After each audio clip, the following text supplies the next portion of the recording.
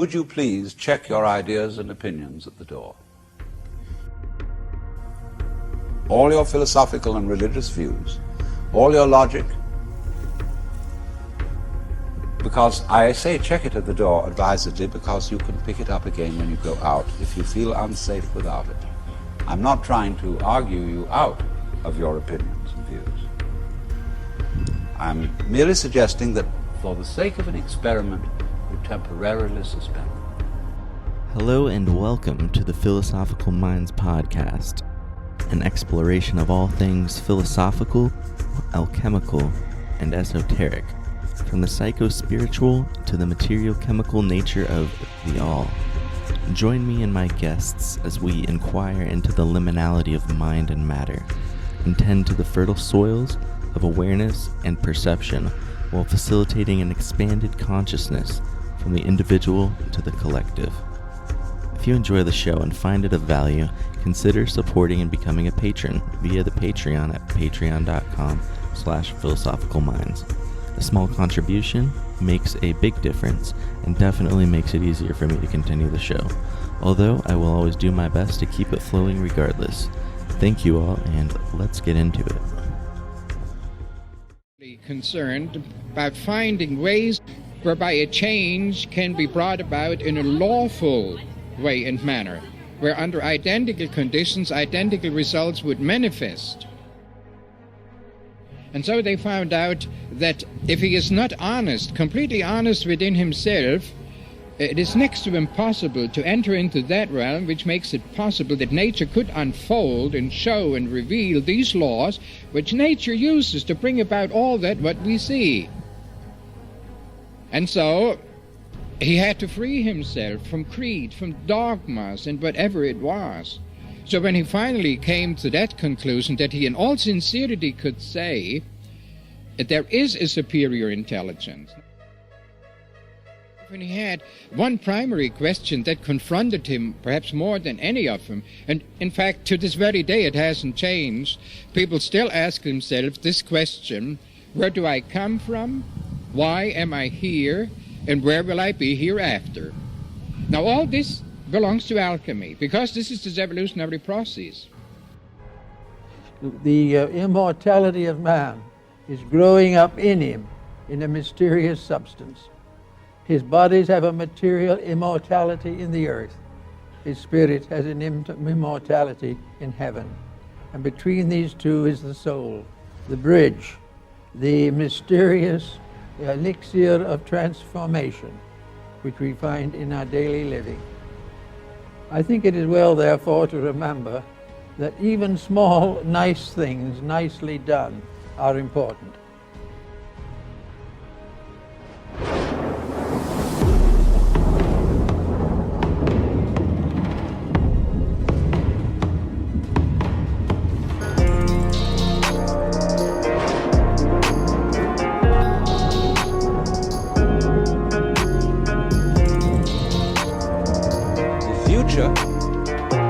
Is a concept. It doesn't exist. As the proverb says, tomorrow never comes. There is no such thing as tomorrow. There never will be, because time is always now.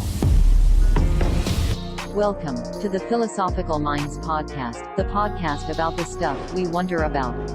And other things.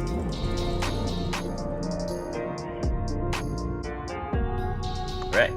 Tonight I am joined with Nicholas J. Denton, a medicinal plant chemist, custom formulator, and organic spagyrist. Good existence, Nick. How are you today? Grand existence. Excellent. How are you? Pretty good. And for those listening, that's how Nick typically opens his bits. I really like that, so I figured I'd throw it out there. That good existence. Thank you. Thank you. Yeah, I know there needs to be something consistent every time. I like it. So one of the main reasons I actually reached out to you is because I watched the way that you were beautifully describing like the importance of dual extractions, the order of operations in terms of solvents, or as you had said, solvents, and the dynamic kind of interplay occurring within the atomic bonds and how that all came into play. So if you could please dive into this and elaborate to any extent you wish, I would really love for you to describe the current understanding that you have arrived at with dual extraction processes and how you came to see everything from that point of view.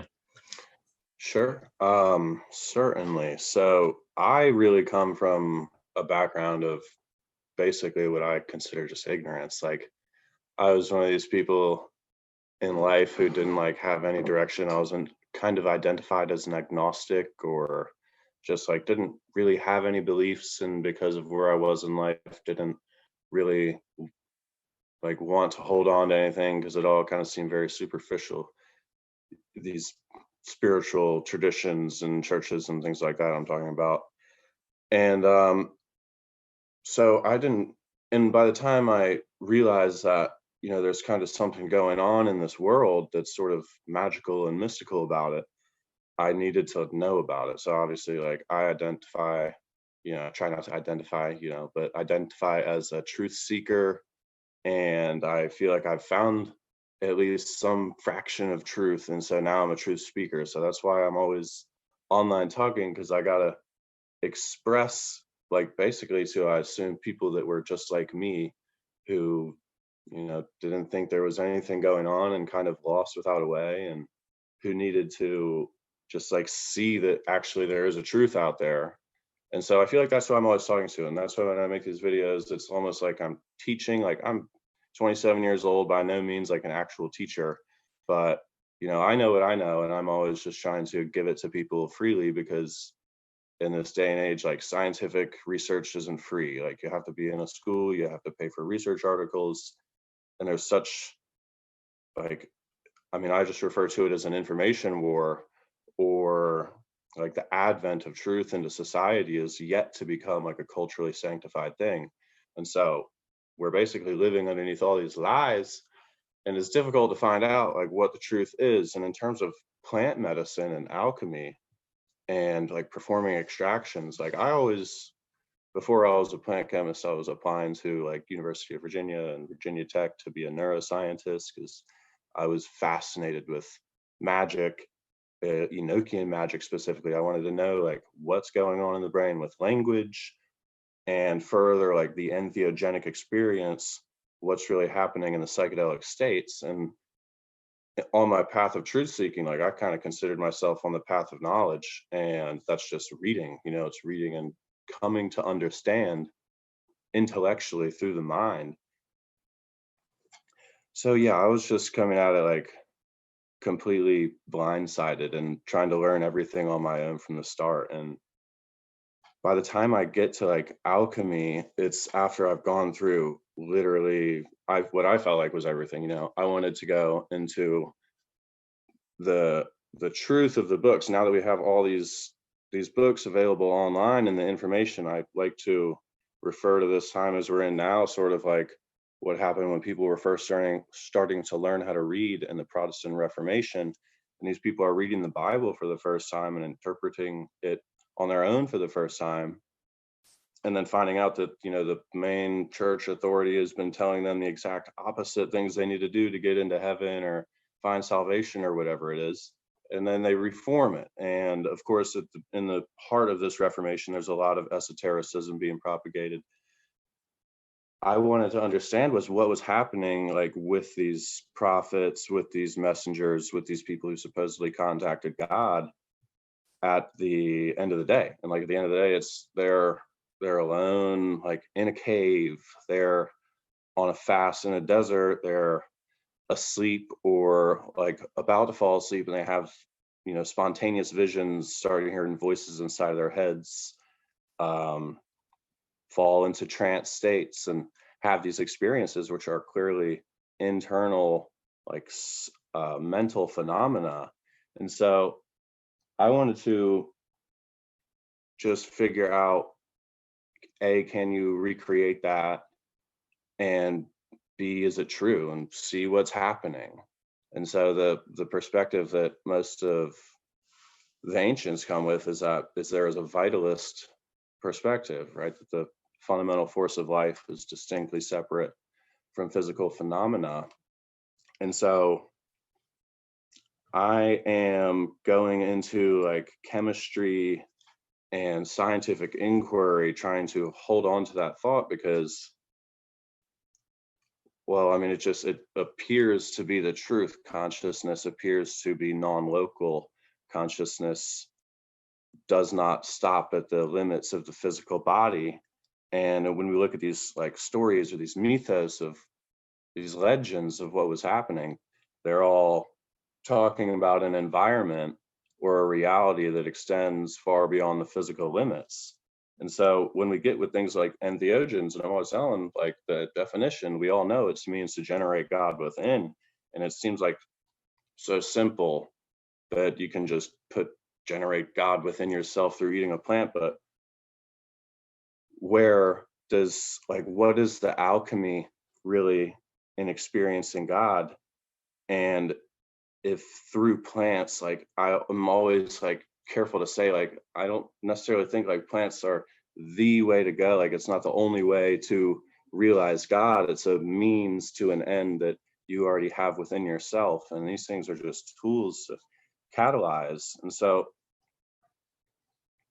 I was, kind of looking at that with mushrooms and with different psychedelics, and looking at them similar to the way Alexander Shulgin, who is a very famous chemist, I don't know if you're familiar with him or if the listeners may or may not be familiar with him. He was basically the chemist who invented hundreds upon hundreds of psychedelic analogs, like the 2CAs, 2CIs, and he like created synthetic cannabinoid compounds for pharmaceutical companies, and worked creating compounds to test on astronauts and all sorts of he's a very excellent chemist, and he wrote this massive book, Phenylalanines I've Come to Know and Love, otherwise known as PCAL, and he describes like using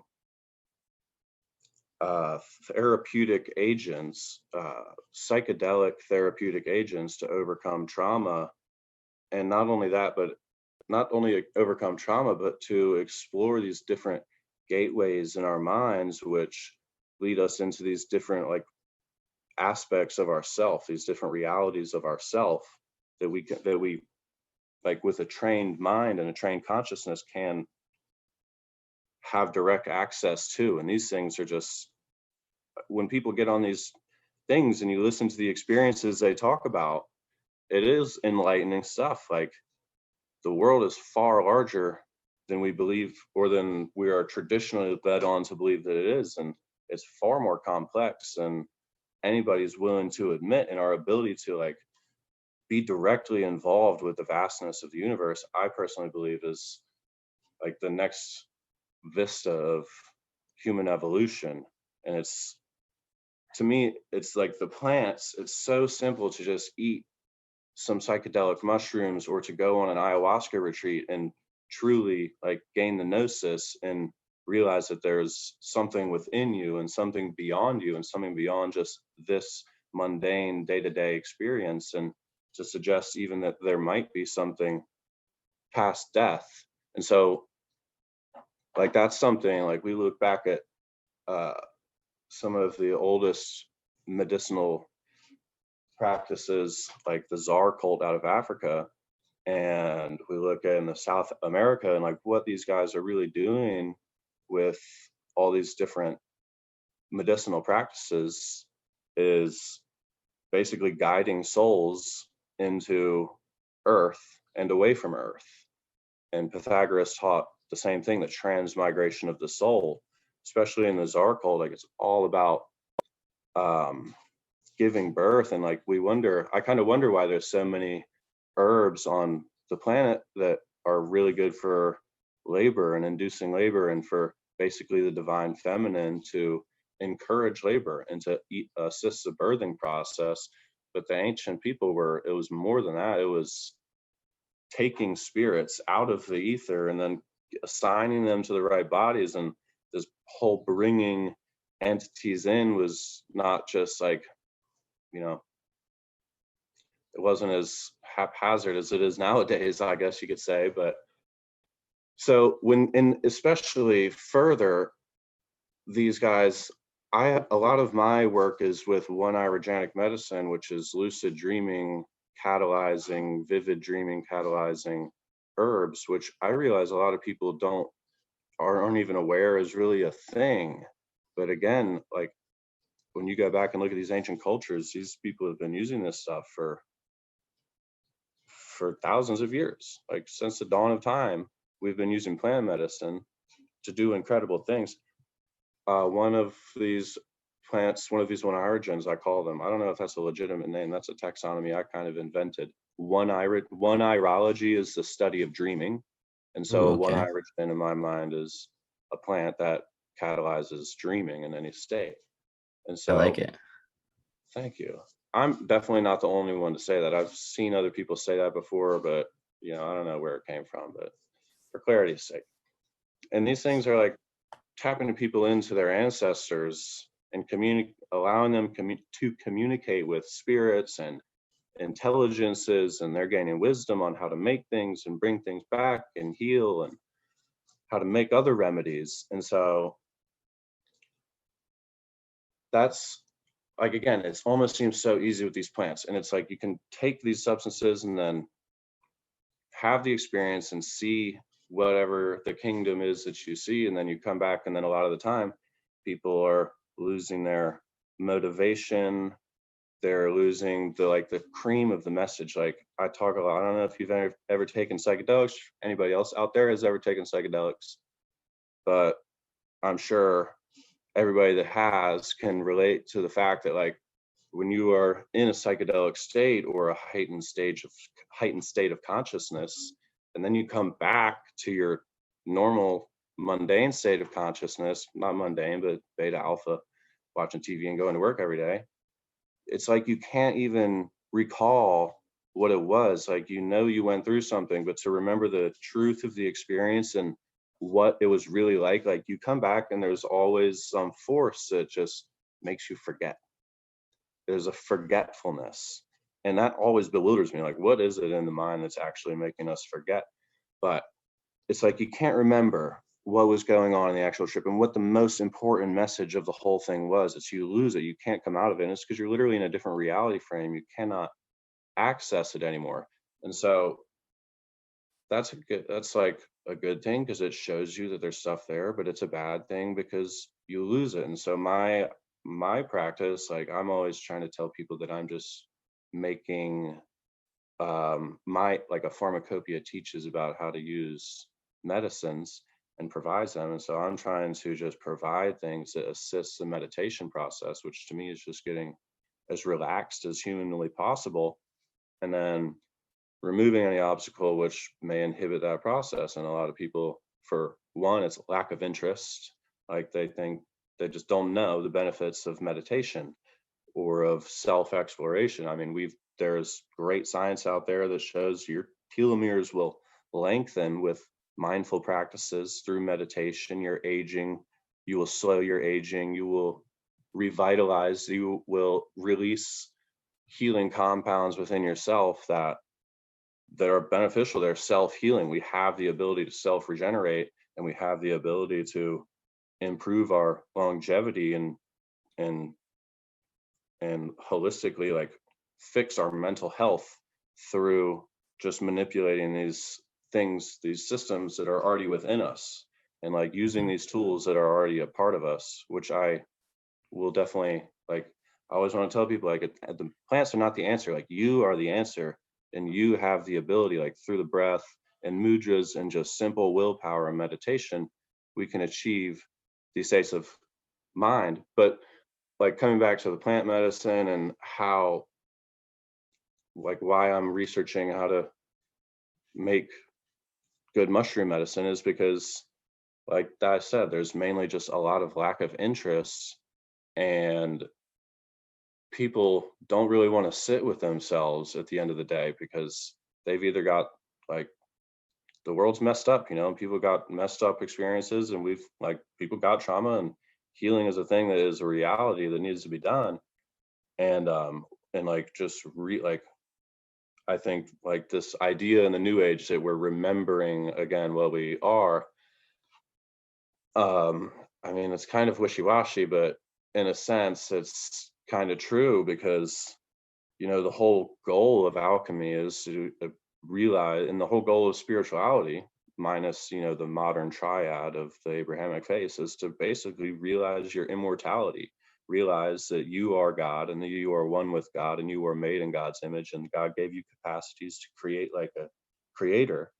But people, people don't have that type of awareness. And it's like, again, it's like the age of the Protestant Reformation is replaying, when we've got all this information. And I'm always trying to tell this to people like my family and stuff, because they don't read these books and nobody reads esoterica anymore. But it's like, we now have the ability to look through every single holy text ever written on earth and search it with a fine-tooth comb, and like just literally Command F, search a PDF, and like decrypt the entire thing. You can study that to your own heart's content, and nobody's going to kill you over it. And if you just do that enough with enough of these books, you like realize at the end of the day what they're all saying. They're all saying the same thing. And so, but people aren't doing that, right? People, the information war has people concerned with other things. And so I am at least trying to like communicate to people with me, like me, who have an open mind, but also people who are just, they're aware of like the human experience and its uniqueness, and perhaps even of their own divinity, but they're not aware of like that you have to like put in a practice, and you have to do something every day in order to elevate your own consciousness. It's not something that just happens. It happens after you put in the work, right? The great work. So that ultimately like kind of crescendos into, let's just get people like healthy, like healthcare.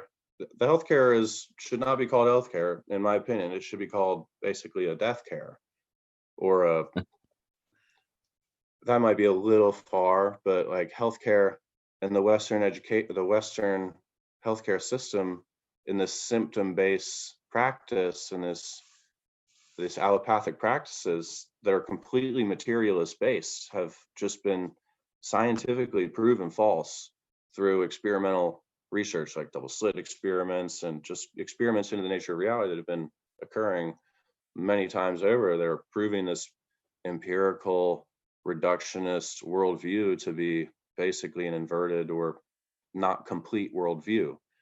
And so how can we just get people to the point where they're able to sit with themselves, and like whatever is wrong with them, they can at least know that they have some sort of way to begin to heal that. Like because a lot of these mushrooms, specifically mushrooms, are incredibly powerful for their anti-cancer, immune regulating qualities. And to be able to just have somebody like sit in peace is a powerful thing. And to be able to provide people the ability to heal, like whether it's an analgesic to reduce their pain, or to help fight off cancer, or to remove negative thought patterns from the mind, that's to me really the first step. Like that is the first step. And then once you're there, then you can move on into the more interesting things. But that's where really I kind of started to look at alchemy and once I started to realize like what Spagyria really was, and how powerful and advanced this medicine making practice was, I wanted to apply it obviously to mushrooms. And there's just no research there. I mean, coming from like human beings who are a part of nature, and like we've been extracting things from nature for a very long time and studying phytochemistry, and we have amassed such a great knowledge base as a human society.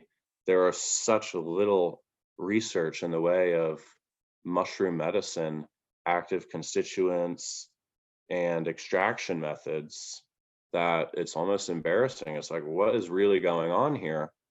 And this like could lead into other questions, like the medical marijuana movement, because really my education was kind of set up because of that, but like what really is going on in terms of legal making parts of nature illegal, and why is this information so occulted?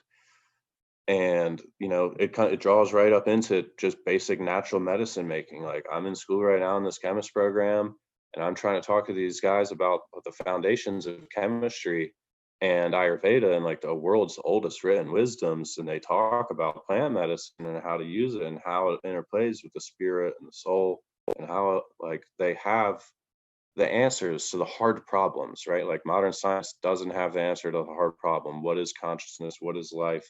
The binding problem? How does the body and the biology and the physiology tie together all the sense data to create an experience? Like, it's a complete mystery. And these chemists and these schools just look me square in the eyes and they're like, Nick, we all know that's kind of bullshit, so we don't teach it in this program. And I'm like, well, what the F? Because first of all, the foundation of science and the foundation of chemistry specifically is like deeply indebted to these types of paradigms. They came right out of it, and how they evolved and why they evolved in the way they did, like who are the powers that be, and like what is the aims and the goals of the Royal Society and the people who, there is an authority on information, and there is an authority on interpretation specific as well in terms of like mystical events. And so basically I'm trying to figure out how to extract mushrooms and make good medicine so that we can be at peace with ourselves, and then begin to explore the other side of our minds and like really explore ourselves and come to know ourselves. And so like that kind of brings us towards like Mercury and Azoth and universal alkahest. And I think that is like a very, very intriguing inquiry with the alchemists that has been left out of consideration by modern chemists and scientists. And so just talking to these guys, they obviously they see a very material world, and Spagyricists are trying to purify a spirit and a body and a soul, which is like in some cases different chemical constituents. It's not always essential oils. The soul is not always essential oils, and the soul is not always the essential oils of the plant. I work mainly with plants. I've yet to step into the mineral works and things like that. So I'm kind of operating from a limited perspective in terms of Spagyria. Like, I am still learning every day, still learning how wrong I was and what to do. And so, and more about the medicine making, because it's truly is an advanced form of medicine making. It is a top-down approach to the human condition, and that's because they, like I said, they had the answer to the hard problem, but it's like it disappeared. Like, what was going on, and who was in control, and why did it end up like this? And to me, like, you go back, and there are mystery schools, and there are secret societies, and I've always been kind of like, I don't want to say conspiracy theorist, but I take in all poles of perspective and listen. And like, whether you want to be conspiracy theorist or not, there are people out there that are willing to kill you and me for not agreeing with them. And that's just like a testament to the fact of like the state of the collective consciousness on the planet. And so it's like, I feel like we're really up against something that is like, we are in it so deep. And the fact that I can't find some basic medicinal mushroom information extraction guides is also a testament to that. And so, but I saw a little look back in history, and like I said in a couple of my videos, we humans have been using just simple water decoctions and teas for the longest time. And it comes down to just really, what are we doing with the plant medicine? Because we can misappropriate it, or we can misuse it, just like we can any tool. I'm definitely witnessing that in my degree program. Like I said, it's mainly set up to study cannabis, but apparently that's the only medicinal plant that the education system is preparing to look at, which is infuriating, because I didn't come here to study cannabis. I came here to study spagyrics and learn extractions better. And so, especially in the mushrooms, I've just been trying to figure out, like, chemically how we can do this, and chemically, like, what an alkahest is. And, they talk a lot, of course, a lot about mercury in terms of grape spirit and a 100% proof mercury being just a solvent. I think I forget who said it's one of these other spiritualists, or maybe it was Jean Dubois. Solvent, grape spirit is a solvent made by plants for plants. But if you use, obviously, 100 proof alcohol, your chemists are very aware of this. You're not going to get a full range. You're not going to get the totality of the soul with a 100 proof alcohol, simply because there are other molecules, like the way things dissolve into things, and there are solubility rates depending on the chemical constituency of different compounds. And so you simply can't use a 100% proof alcohol on something like a turkey tail and expect, or on something like a chaga, or on a many number of mushrooms, you cannot expect to get the full range of healing benefits from them. And you definitely have to do a dual extraction. And that's essentially making the tea first. Well, I mean, like I said, there's a lot of misinformation and confusion, and I'm just speaking my truth, so I figured, after the chemical indoctrination, conditioning, and learning about chemistry and how atoms and things dissolve and mix together, which is an interesting, I have a lot of different thoughts.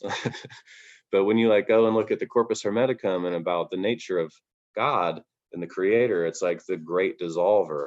It's the one who can dissolve everything. And it goes at length saying, like, this dissolves that, and if this can be dissolved by that, then it's impure, and that dissolves this. And it's like, okay, so, but I feel like the Hermeticum, it's beautiful, but further down the road, like the Renaissance era alchemists, like, we really, and especially when you get to the time of like lab alchemy, I feel like it just gets so overcomplicated because of the cryptography that goes on in comparison to like the Neidan and the Weidan and the early Chinese alchemists. And it's just like, it gets so hard to figure out sometimes what the alchemists of the Renaissance are talking about. I just want to always go back basically to the Vedas, because that's where it originally comes from, and just make it simple and break it down. It's like, okay, the supreme self, they talk about the supreme self is like a selfless self. It has no identity. It's beyond dual. Okay, and so that's what translates into alchemy to me as the alchemical marriage, the dissolving of boundary, the experience of oneness and connection with God. Because like, it's just like, we just get really lost. I personally get really lost in all these, I don't want to call it new age alchemy, because it's not at all, but alchemy goes back thousands of years. And this European alchemy, I guess we could call it, is like, it was the very last thing on my path for me to realize that that actually had some substance, and I needed to study and to break through it all. It's like, you can't do it as one man. Like, you need all this network of people that is out there in the world that has been looking at and researching this stuff, like the Philosophers of Nature, and these groups on Facebook are phenomenal, and all these different resources to be able to make any sense of it. And now that we can, it seems like so obvious to me, once you're able to put it all together, or once I was able to put it all together, what's going on. And so it's like, healing is like beautiful, yes, but then I feel like, once you're healed, like, once you're done healing, everybody talks about healing. What comes after the healing? Now that you're healed, now we got to evolve. And that is where spagyrics comes in for me. And so spagyrics is like very multifaceted in the fact that it's like you can use it to like on a physiological basis in beautiful ways. Like these mushrooms are so powerful, and a lot of this plant medicine too, they're powerful, and they're used clinically all over Europe, and they're just not studied here because people profit off of death in this country, and they seed drugs into inner cities and susceptible neighborhoods and feed all. It's negative. It's like a hellish realm. Like I said, Satan is the god of this world, and we live in the Kali Yuga. Like, I don't know how accurate all these statements are, but like love is not the king of this world, if you know what I'm saying. And so it's like, how do we really fix that? How can we change the world? Everybody knows you change the world, you change yourself. And so enlightenment and like self-liberation is clearly the way. And like, I would never be saying this 5 years ago, but that now that I've like done an essay of like the world's histories and the world's metaphysical systems, it seems like, you know, we are at this point in science where this point in our cultural worldview, at least here in America and perhaps in a lot of places in Europe, where we know that there needs to be like a paradigm change. We know that we need to begin to see the world, like we need to come to an agreement on what the higher intelligence really is and how to connect with it and how to use it and interact with it in our daily life. And to me, like there's no better way than plants. And so that's like why I started that's why I started with spagyrics, because I don't know exactly what point I realized like it's actually really potent. The chemical reactions in these things is not, they're not making shit up. Like it's powerful and it's therapeutic.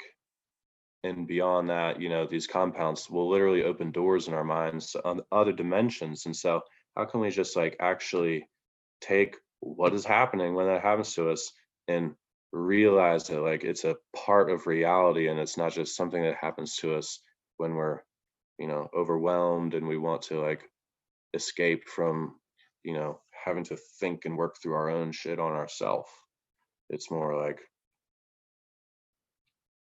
the medicine is, it's a catalyst, it's a catalysis. It's never, I am always trying to tell people like, yeah, the medicine is a gateway, but it's like you use it unless you are suffering, your immune system is debilitated, you know, and you don't need it for the rest of your life, then by all means take it, see what you're capable of, and then prescribe yourself some sort of practice so that you can ascend and you can achieve that height again within your own mind. Because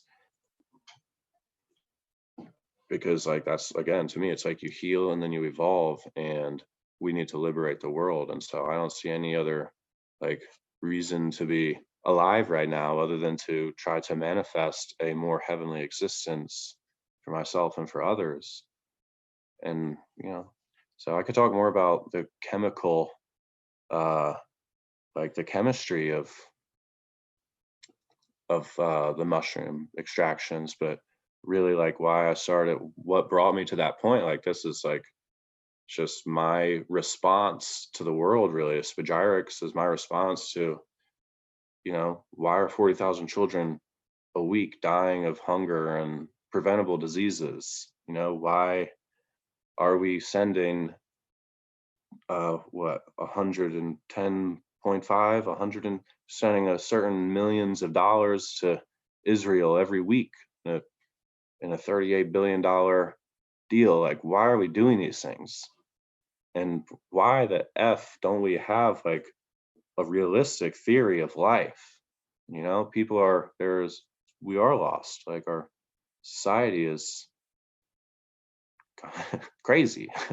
We are really in it deep, but that is what I think kind of a beautiful thing, because the truth is so apparent and so evident, and it's so ready and ripe for the picking that like we just got to speak it and the world will change. You know, a lot of people like tell me like, Nick, you sound kind of smart when you talk about this stuff. I'm like, dude, I'm literally just saying the things that are obvious to me, and like saying speaking the truth in the time when everybody is scared to do it, that's like something that, I mean, people, I don't know what it is, but it's like, it's easy.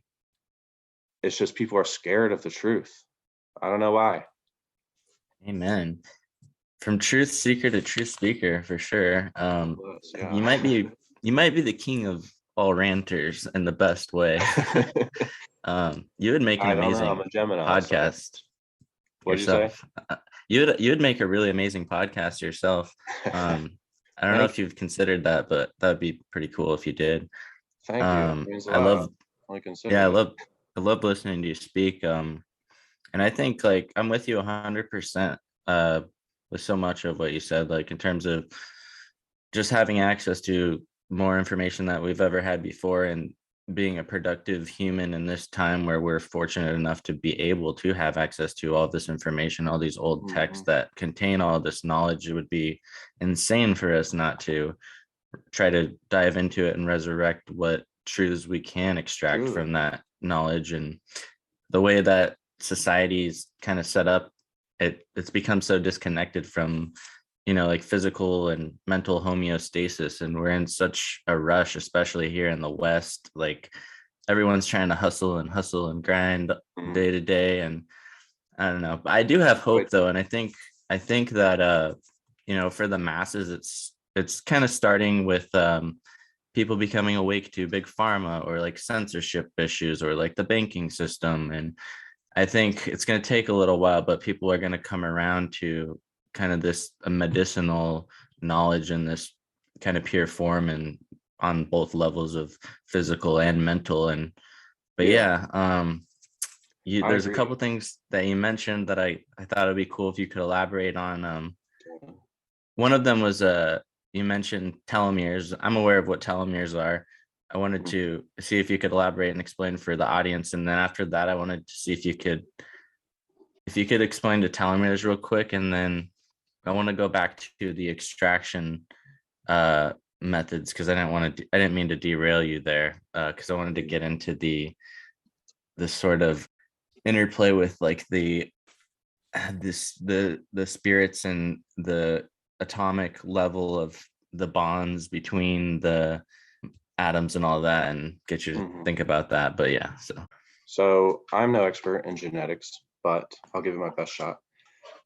Your genes are basically wound together, and they have at the end of them these caps that they call telomeres, and it's basically like the I don't want to say the end of your DNA, but it's the end of a sequence. And these telomeres, they are known to shorten as your life goes on, and for a very long time they didn't believe it was possible to lengthen them, and it wasn't even considered that lengthening them would be good for your physiology. It just wasn't a concern or a thought. They were just understood that as you aged, your telomeres began to degrade and shorten, and this is correlated with our aging. And so health and physiology is completely surrounded by the ability for the body to self-regenerate, and that like is a macro way of saying preserving your your ability for your genes to recreate themselves. What material scientists are calling evolution is the random mutation of the genetic sequence while it's recreating itself. And I lose the correct vernacular, but your DNA is always recreating itself, and it is always evolving by random mutations. Like it's a random process, and the random mutations that survive the longest become the next species, the next evolution in that sequence. But specifically the telomeres, what they found out was that when they sent these astronauts into space, Mark Kelly and his twin, Scott Kelly, stayed on Earth, they noticed that the telomeres did lengthen, and that in a zero-G environment, they were not affected by aging and decay like they are here on Earth. And so that was some of the first evidence that suggested that your telomeres lengthening can contribute to your longevity. And further, there was a landmark study in Zen meditators where they showed that positive thinking and Zen meditation, which is control of your thoughts and practicing like open-heartedness and lovingness, like unconditional loving, opening your heart towards yourself and practicing control over your thoughts and even thoughtlessness, that in these instances, the telomeres also lengthened and they did not degrade as quickly.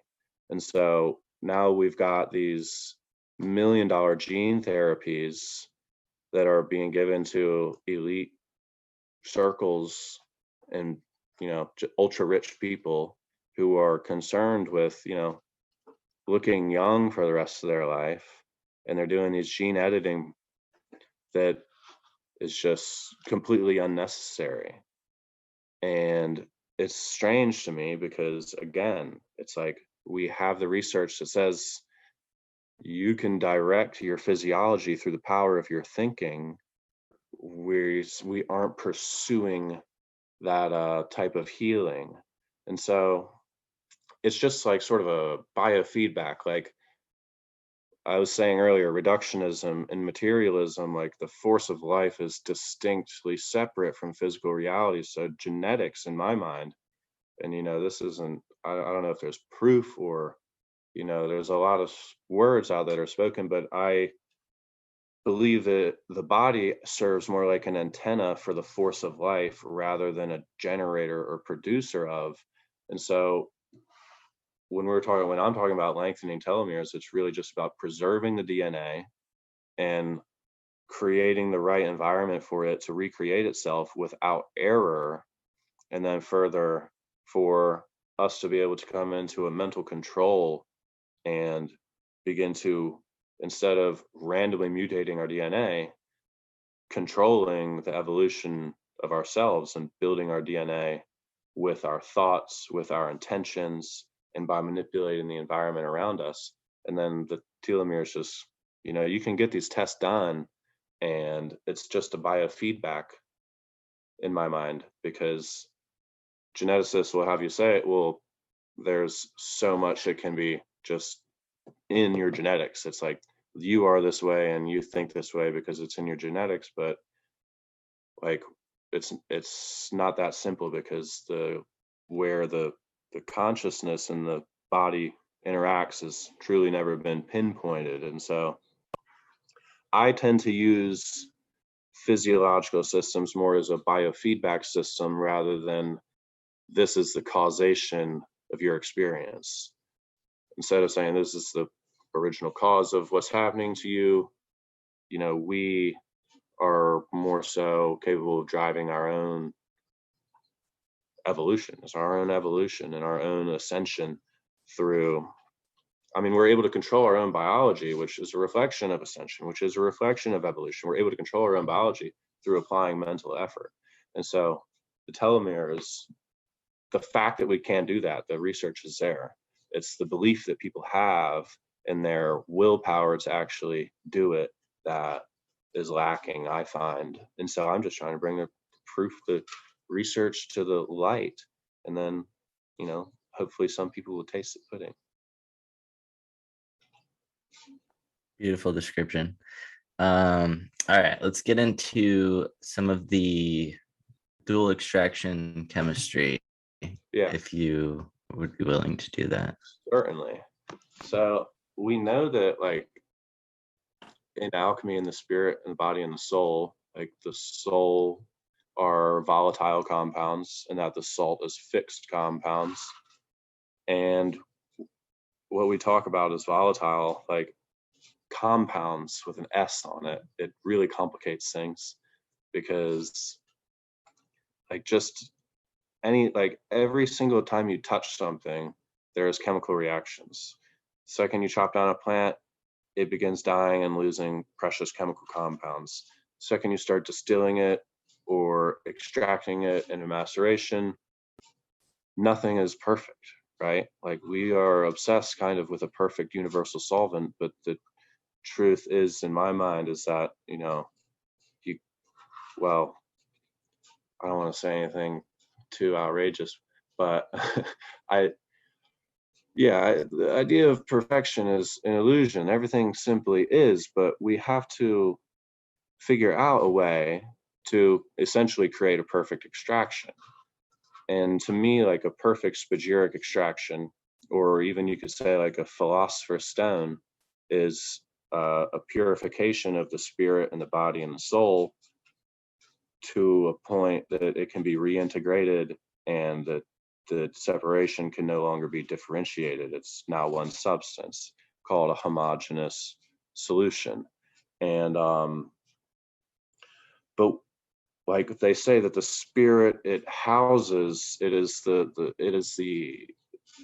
spirit has to be present in order for the soul and the body to be recombined, in order for the bonds between the alcohol, the oils, the soul, the active constituents of the plant, and the salt, in order for that to be bound together, it needs to be in the presence of an alcohol. And this can be, that's easily achieved, right? We make spagyrics all the time and we recombine the principles. But the problem comes in mushrooms, when, in chemistry, they have basically taken every single compound and figured out at what point it can solubilize, meaning at what point it can dissolve into a liquid and at what rate. And it depends on a lot of different factors. But basically what we find is that there are all of chemistry is basically on a scale of pH, or acidity and basicity. And some compounds are much more basic, some are somewhat neutral, and some are very acidic. And you simply cannot physically extract an acidic compound with a basic substance.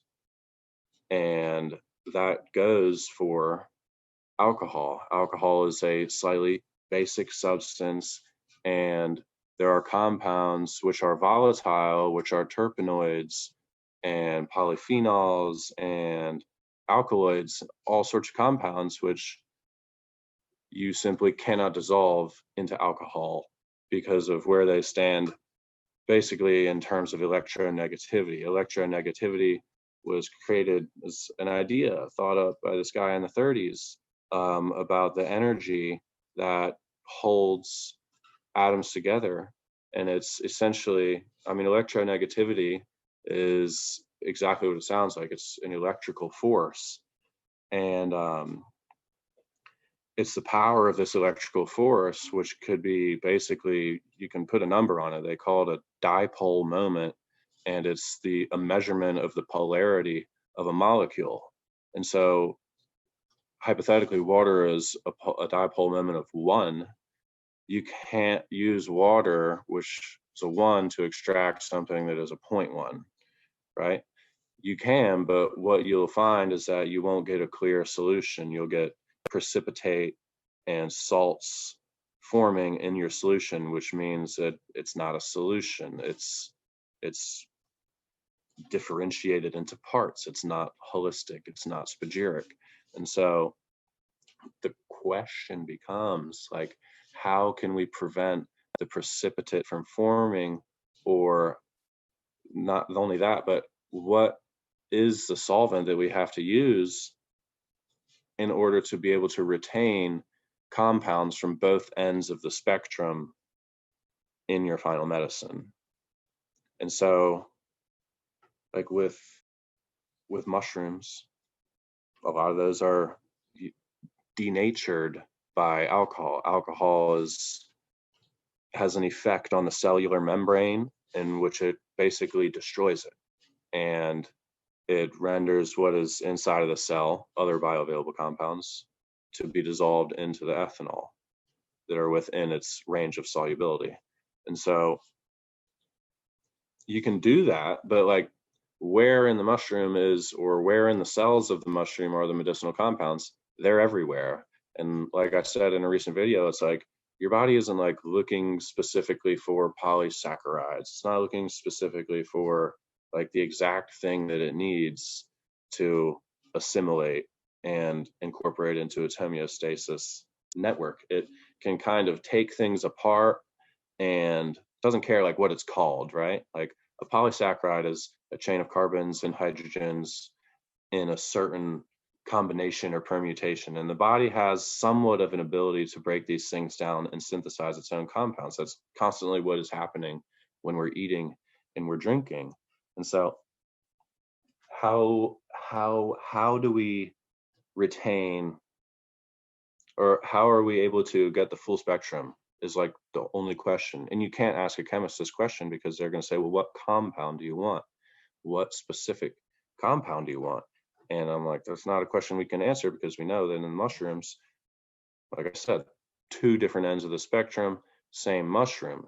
And so I'm really trying to figure out, I'm like kind of coming at it from a chemical analyst perspective, right? Like, I'm trying to figure out the relationship between percent hydrogen and the dipole moment on molecules, because they both classify as acidic, right? To give a brief understanding of the universe in terms of organic chemistry, it's like everything is carbon, nitrogen, hydrogen, and oxygen, mostly carbon and hydrogen, and of those 2, mostly hydrogen. And so they talk a lot about pH because hydrogen is one of the most abundant elements in our world and in our physiology. And hydrogen can be electrically charged. In other words, its basicity can be increased, its alkalinity of a solution can be increased, and that is saying the same thing as like taking another compound that is basic, that it might not have any hydrogens on it, but it's still very basic and it's still an alkaline compound. And so there's a relationship between percent hydrogen, or pH, and acidity. Like that, we know that like something with low pH, we call it acidic, but we can just have compounds that don't have any hydrogens and are acidic because they're just seeking electrical charge from things. It's really electronegativity and the attraction between atoms.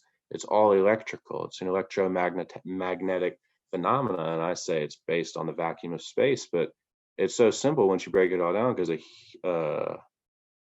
a helium atom, right, it's the second element in the periodic table, and is literally the same thing as a hydrogen atom, but duplicated, right? Like the proton and the neutron of a hydrogen is the same proton and neutron that's in a helium, but it's twice the number of them. And so what we're looking at is a refraction and a multiplication of one substance over and over and over again to create the periodic table of elements. And so it kind of becomes a little bit tricky, because like I was talking about the nature of percent hydrogen, pH, and simply basic and acidic compounds that don't have, they don't need to have hydrogens. It's really about the electrical charge in them. And so you can kind of sum that up by saying that mushrooms, plants, minerals have an electrical affinity in them. And the law in chemistry is that like dissolves like. So if you have a highly acidic compound, you need a highly acidic solvent in order to solubilize it, right? And so ethanol and water, one is like we call water a 1, and ethanol, I forget exactly, it could be like a 0.6 or something, or 0.7. It's slightly less than water. And so in order to get all the compounds, we can't just use ethanol, we can't just use water. We want the full range of compounds, because even in material science, there's a great deal of research done on the synergy between multiple active medicinal complexes in plants. Like, you get more healing potential when you have more medicinal compounds available to your nervous system. And it's just like, it's the same thing. Like, I'm at the school, they're studying marijuana, and everybody freaking out about over the delta 8 cannabinoid and THC, the one that gets you really high. But there's over 200 compounds in the whole plant, over 200 cannabinoids in the whole plant, and in the roots and in the stems, and they're completely neglected.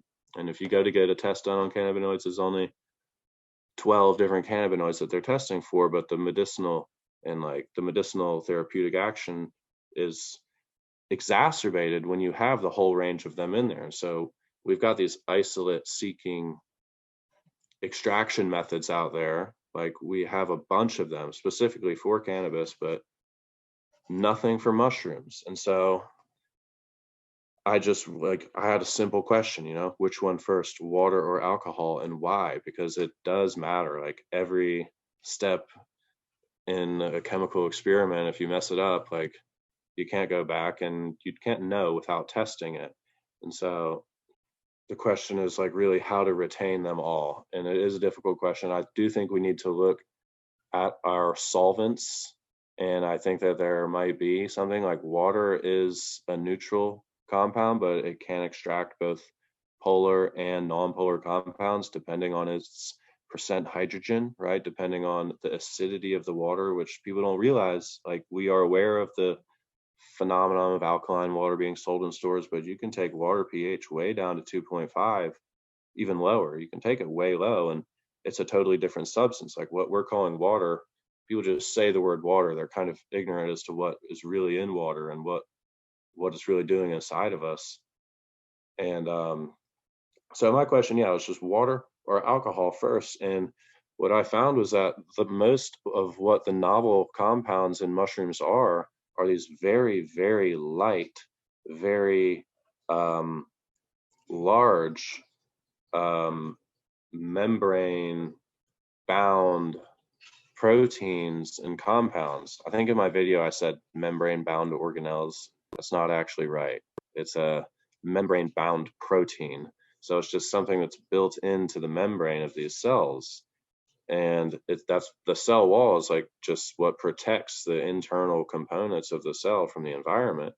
But that is also where in the membrane is where these highly medicinal compounds are, that the immunoregulators, the immunomodulators.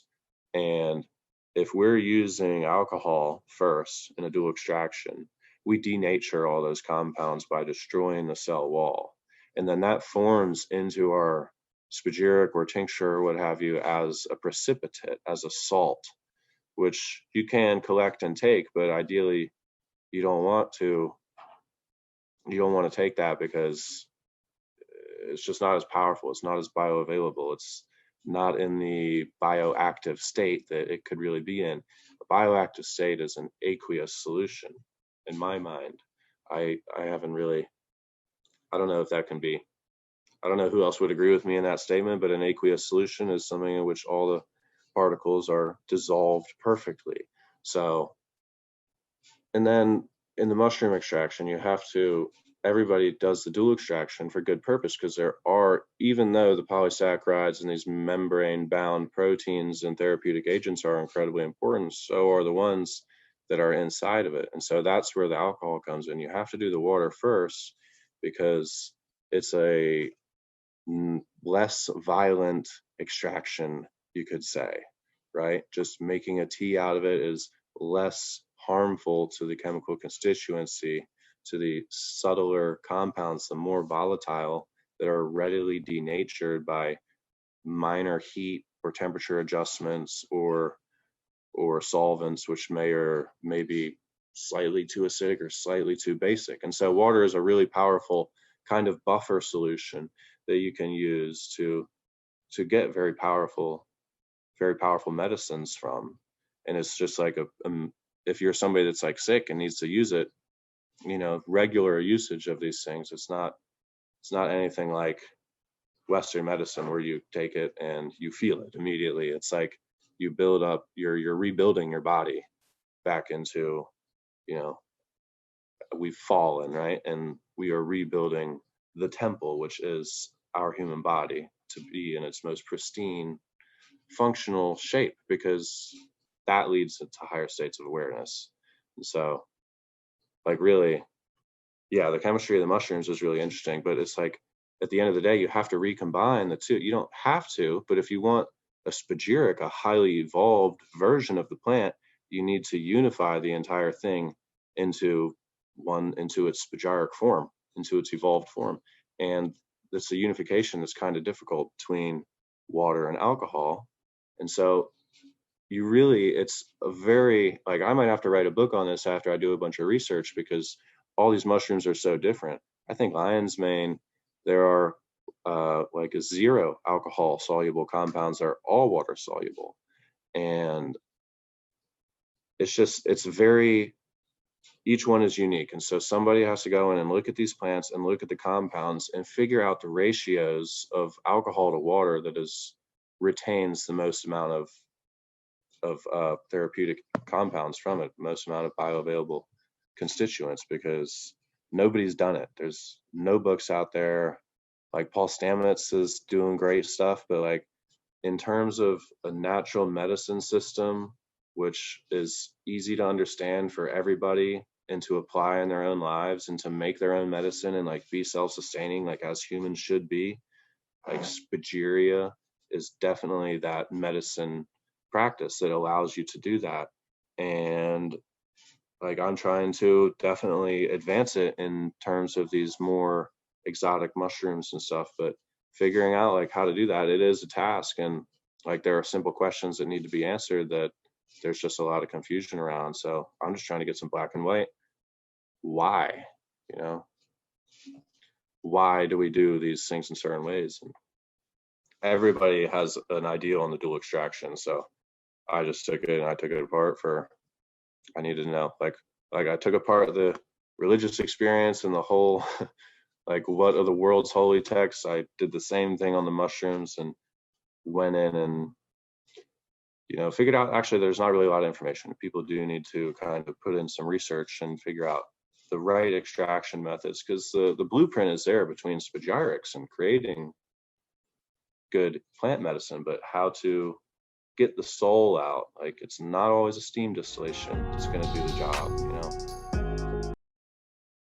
When we ended our last conversation, you were discussing dual extractions, and when you were describing the energy between the bonds and how they interact and are representative of like the non-physical component of the matter, yet they're kind of like responsible for the power and the activity. And in a previous discussion that I had with a guy named Rubophilos Solflair out of New Zealand, we were discussing metallic alchemy and like the acetate path tradition, and you got into the subject of breaking the lead into its chaos state, essentially, and what that means is how, like, I guess essentially the understanding was that all metals grow out of an original slime-like substance that can be found within the earth, and apparently miners often find this slime-like substance near metallic ore.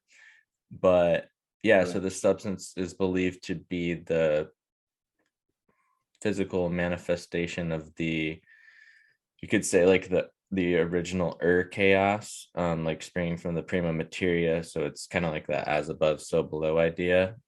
And so with all metals being in, various states of becoming or evolving towards gold, from what I gathered, the idea was that in order to kind of create gold from metals, if you're using lead, for example, you need to like kind of reverse engineer the crude matter, lead in this case, to its chaos state, where you have all the components that you can then perform the processes to facilitate and accelerate its evolution quicker to reach its ultimate potential, being gold.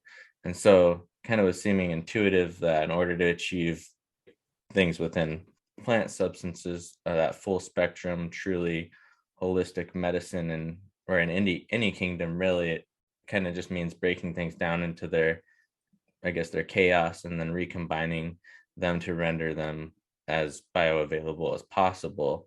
And you're talking about breaking things down and opening up that access to the vacuum of space, I think you said. And it made me wonder at that point, maybe that is like the gateway or portal at which the consciousness field of the practitioner may kind of transfer their mental charge or link into the spagyric in some way. Because I've heard, I'm sure maybe you have too, it's often said that the state of the practitioner can kind of come to affect the medicine itself. And I've always been curious kind of how and to what extent. And I was wondering if you had any thoughts on that yourself. Certainly. That's a lot to break down. One of the things that came to mind when you're speaking is kind of, I've been going through Jean Dubois, his works on alchemy and mineral works.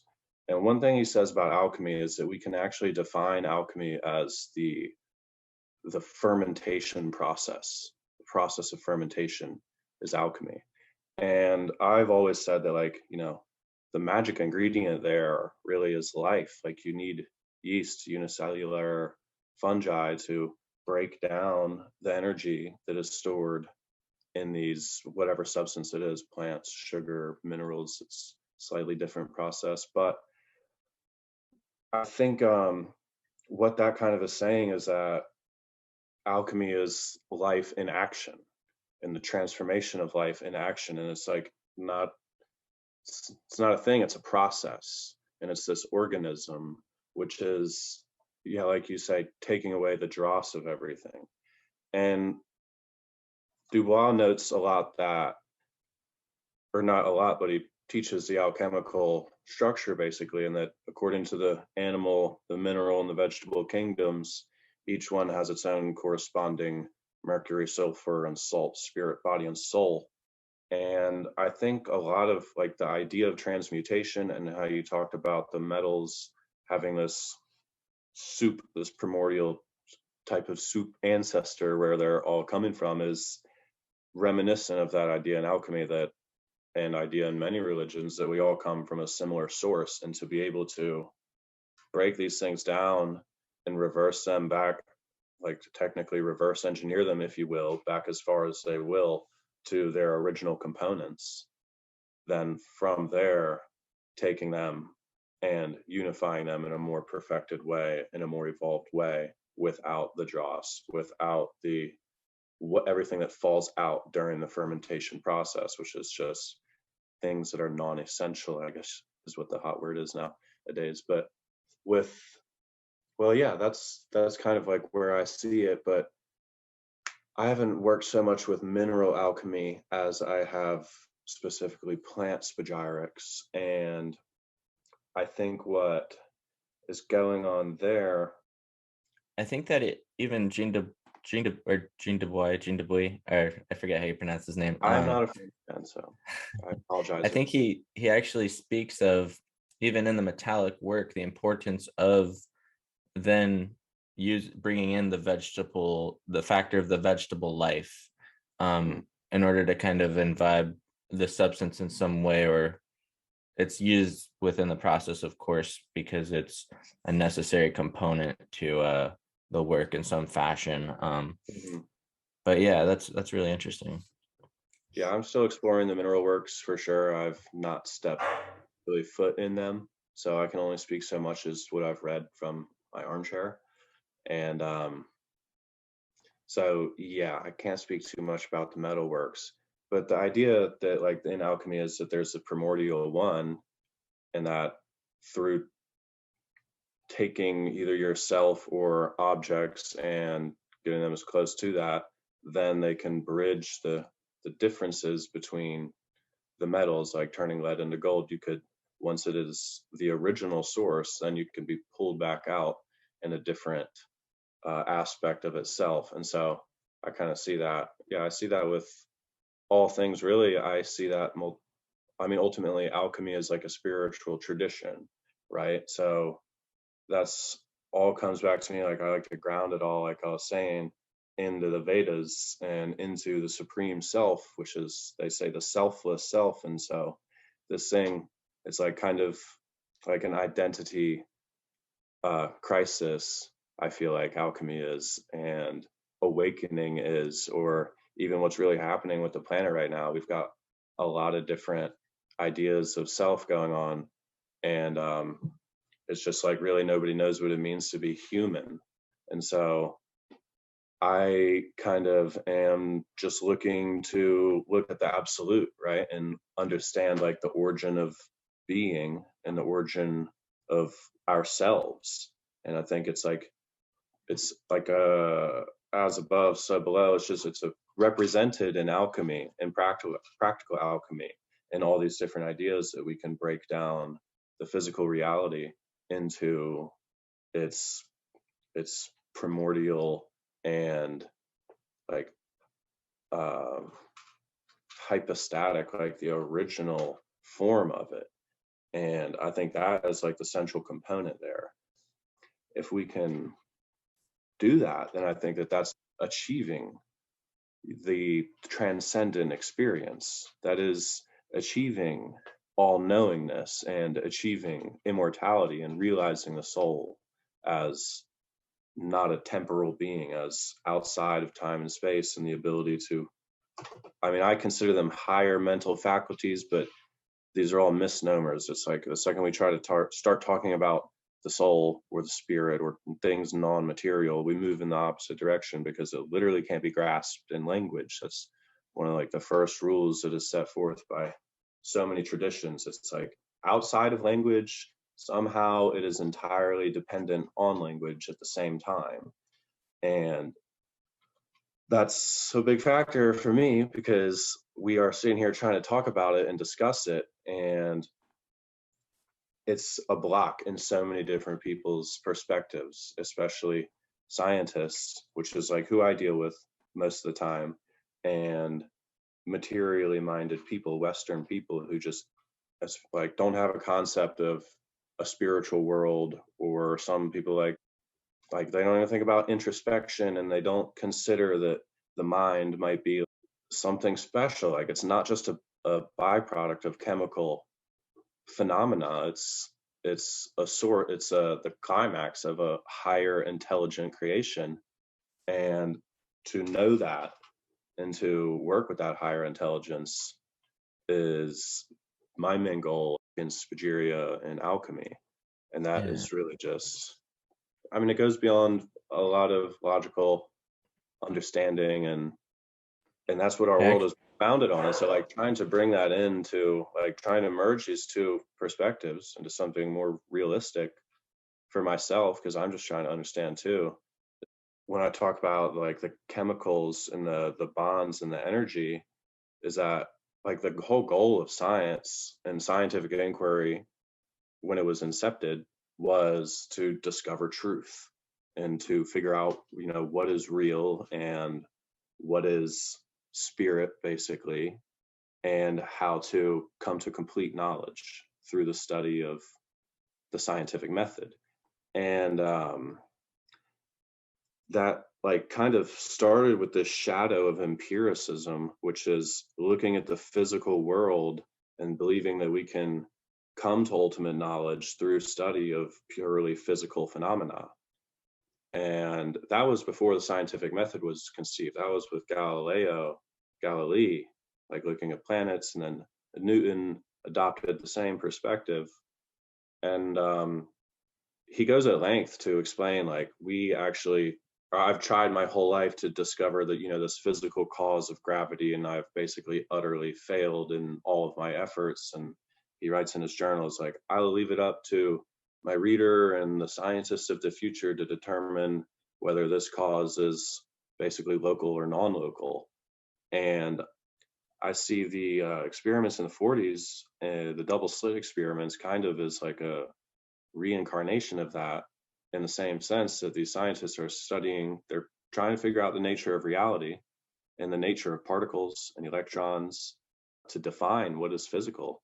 And you break down the electron, the more you try to pinpoint the electron, the less you can pinpoint it. Basically, this Heisenberg uncertainty principle, the more you know about the velocity, the less you know about its spin or its charge. And what I think those experiments showed basically was that the fundamental nature of the atom is actually non-physical. It is non-physical, even though that we conceive of it as a particle with typically 3 parts. It's not that at all. And the most important aspect of the whole thing, right? Like this is like kind of this, I was explaining yesterday about how the helium is simply a hydrogen duplicated amongst itself. And God, I'm a chemist, I should know what the third element in the periodic table is. But like carbon is, well, the point I'm making is that every proton is in theory the same thing. The difference between elements is just the number of protons that it has within its nucleus. And then further, when atoms bond together, they share their energy. What keeps them together is in the bond, and the bond is an electron, which is being shared between 2 different nuclei. And so the electron, which they can't actually determine where it is because it's a wave, it's not a particle, it's not a fundamental piece of matter that's actually spinning around something. It is an effect of a wave force.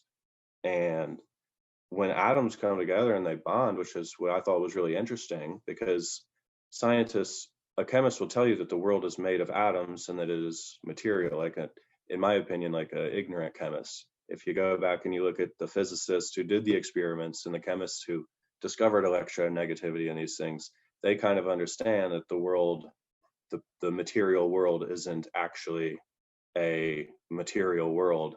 There's something that's linked in with the mind and the observer, and there's something that there is an information theoretic in origin. It has a great deal to do with context, basically.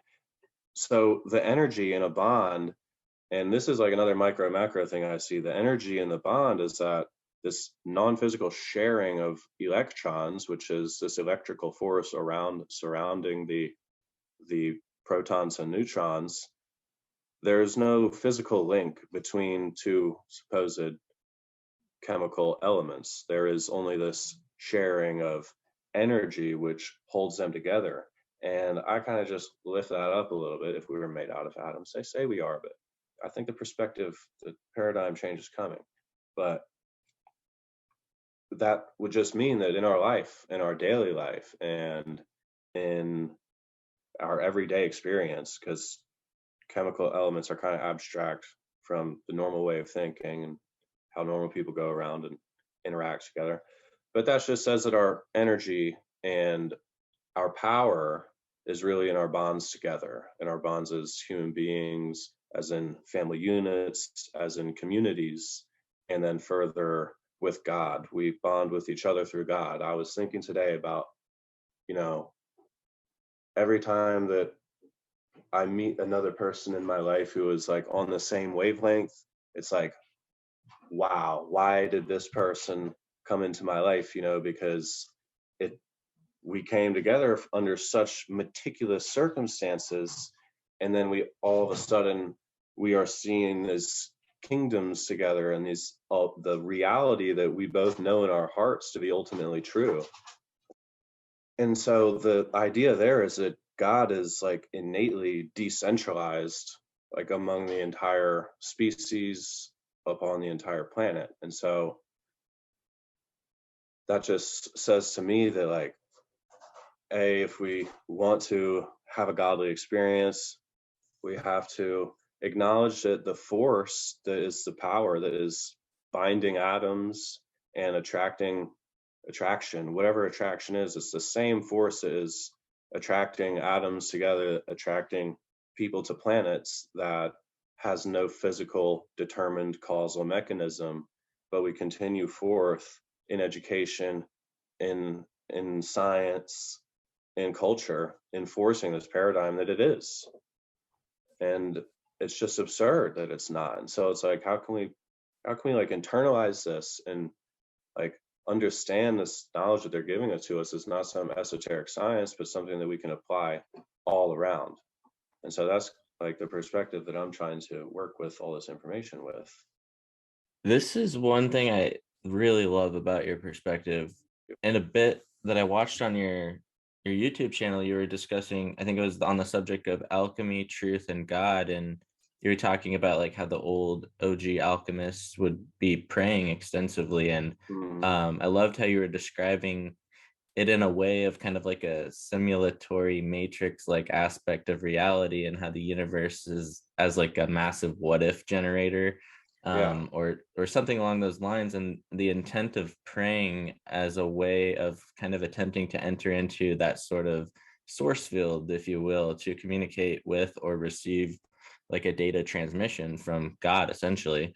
And so I thought it was cool, one, because I think it's under discussed aspect within modern alchemy, and two, because the way that you were describing it, I think it's really relatable for individuals that may kind of have a hesitancy or an kind of instinct to avoid entertaining the notion of God at all, which in many circumstances I think it's understandable. But yeah, I think using the language of, or speaking about these things in kind of technological terms, can lend to some good comprehension for sure. And it's funny too, it kind of reminds me of this podcast that I had listened to. I think it was a Duncan Trussell podcast, where he had read through some of the opening lines of Genesis or something, and he replaced the word God with programmer. And it was like, in the beginning there was the programmer, and the programmer created the heavens and the earth, and it was really good. But anyway, I think that this might relate to a post that I've read of yours also, is I think like the Toltec secret. And I thought that this was really interesting because I've had a few guests on who discuss the four ethers, and as like warmth, light, and then there's the chemical or tonal ether, and the fourth being life. And I've seen it depicted in order where they're progressively kind of building on each other while being equated with the four elements as well. So like warmth as fire, and then warmth and light as fire and air, and then warmth and light and tone or sound as fire and air and water, and finally warmth, light, and tone as life and fire and air and water and earth. And so each have kind of associated elements and different characteristics. And I believe the tonal was on the level of being the force responsible for harmonizing and structuring phenomena and two-dimensional inner slippage of planes. And in the post that I've read of yours, you were talking about the tonal as being kind of governed by sunlight. And I was thinking there's kind of a correlation there, as that would align with the preceding ethers of light and warmth. And it was really interesting, and I'm still working out some of the thought around that, but there was a lot more than that to it with what you were talking about with the new hall. And I was hoping to get you to talk more about the tonal and the new hall as you understand them and their relationship and the dynamics going on with all that. Certainly. Yeah. So I've kind of mentioned before that the hard problem, right, of life, the hard problem of consciousness, as it's formally referred to, we don't have answers to it. But if we go back and we look at the esoteric teachings, they have the answers. And the Toltecs are like such a shining example of that, because they have done the dream practices for God knows how long, and they have meticulously mapped it out for their society and for the people that were receiving that indoctrination, you could say, even though that's kind of a bad word nowadays, but they were receiving that training. And through that specific cultural, the Toltec lens, you could say. And so I am like trying to look at all these different lenses that do have good perspectives on the true nature of being and the extent and the faculties of consciousness. Just differentiating again, between the physical and the non-physical. I don't like to believe, like, the ideal is to turn intellectual knowledge into evidential experience. Because if you hold beliefs that don't correlate to reality, you're holding illusions, or you're holding like a fragmented science that doesn't have the whole picture yet. And so to get rid of all these delusions and pseudo knowledge and cultural dogmatic traditions, look at the lens and clear the lens and like understand that language is like a map to reality, but it is not the terrain. No map is ever the terrain. And it's easy to get lost in this map, especially when it's translated, transliterated, lost through ages of time. I mean, it doesn't have to go that long. We've all played telephone before.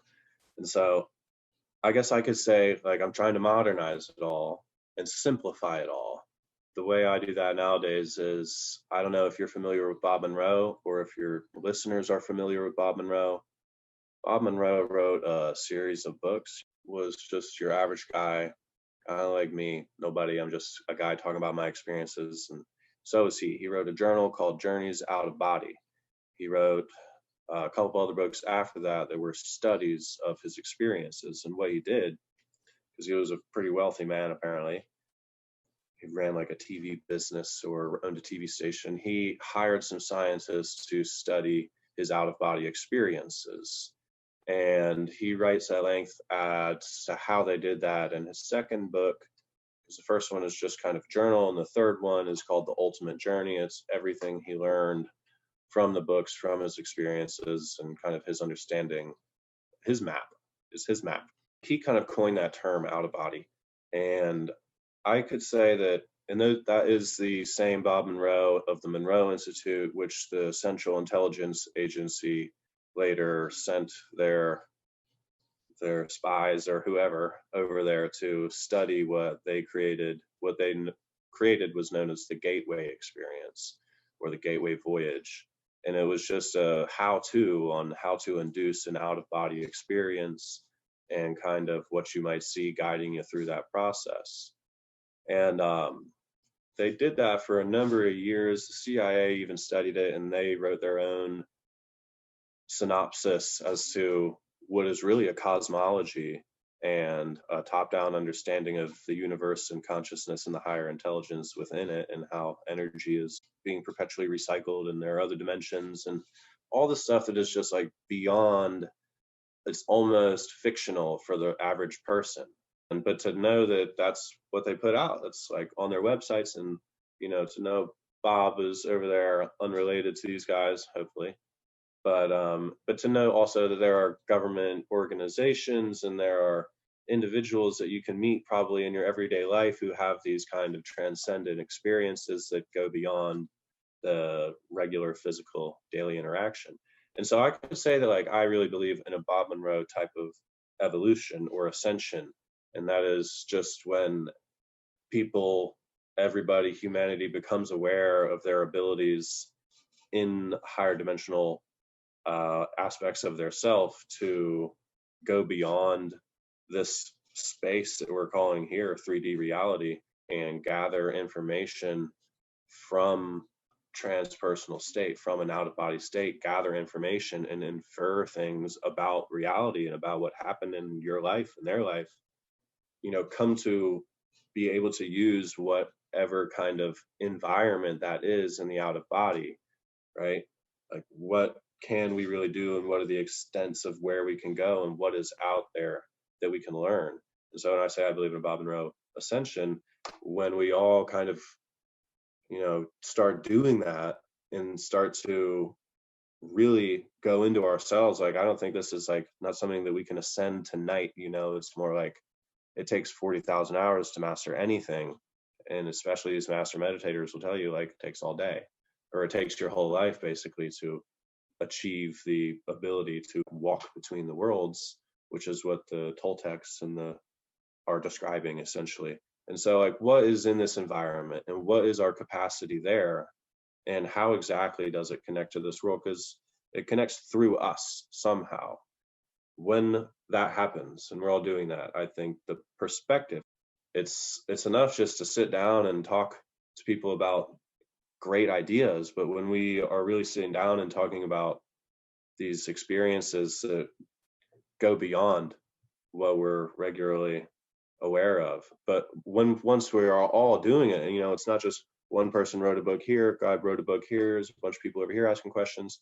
It's like, put this in the school, and I know it sounds fictional and it sounds far out, but at the end of the day, like, we really, if we want to understand humanity, we have to understand ourselves, and you don't have to do anything to understand that. You have to go within yourself. And that's why I'm always like in love with these old alchemical prose and poems and things. They're like, just go, so ready and easy to find and seek, right beneath your thoughts, right within your heart. It's there. And it reminds me a lot of like the Gnostic text. I posted it a while ago, and it's just talks a lot about how the kingdom of heaven is on earth and men do not see it, and it's just invisible to our naked eye, or we are looking at it, but we think we're really looking at something else, and that's because we've defined this world in this reductionist way. Like, if there was a word that was worse in reduction than I can, like, even the word itself, reduction, like reduce the world. That's why I say grand existence, because it really is a grand existence. And as an alchemist, father time is Saturn.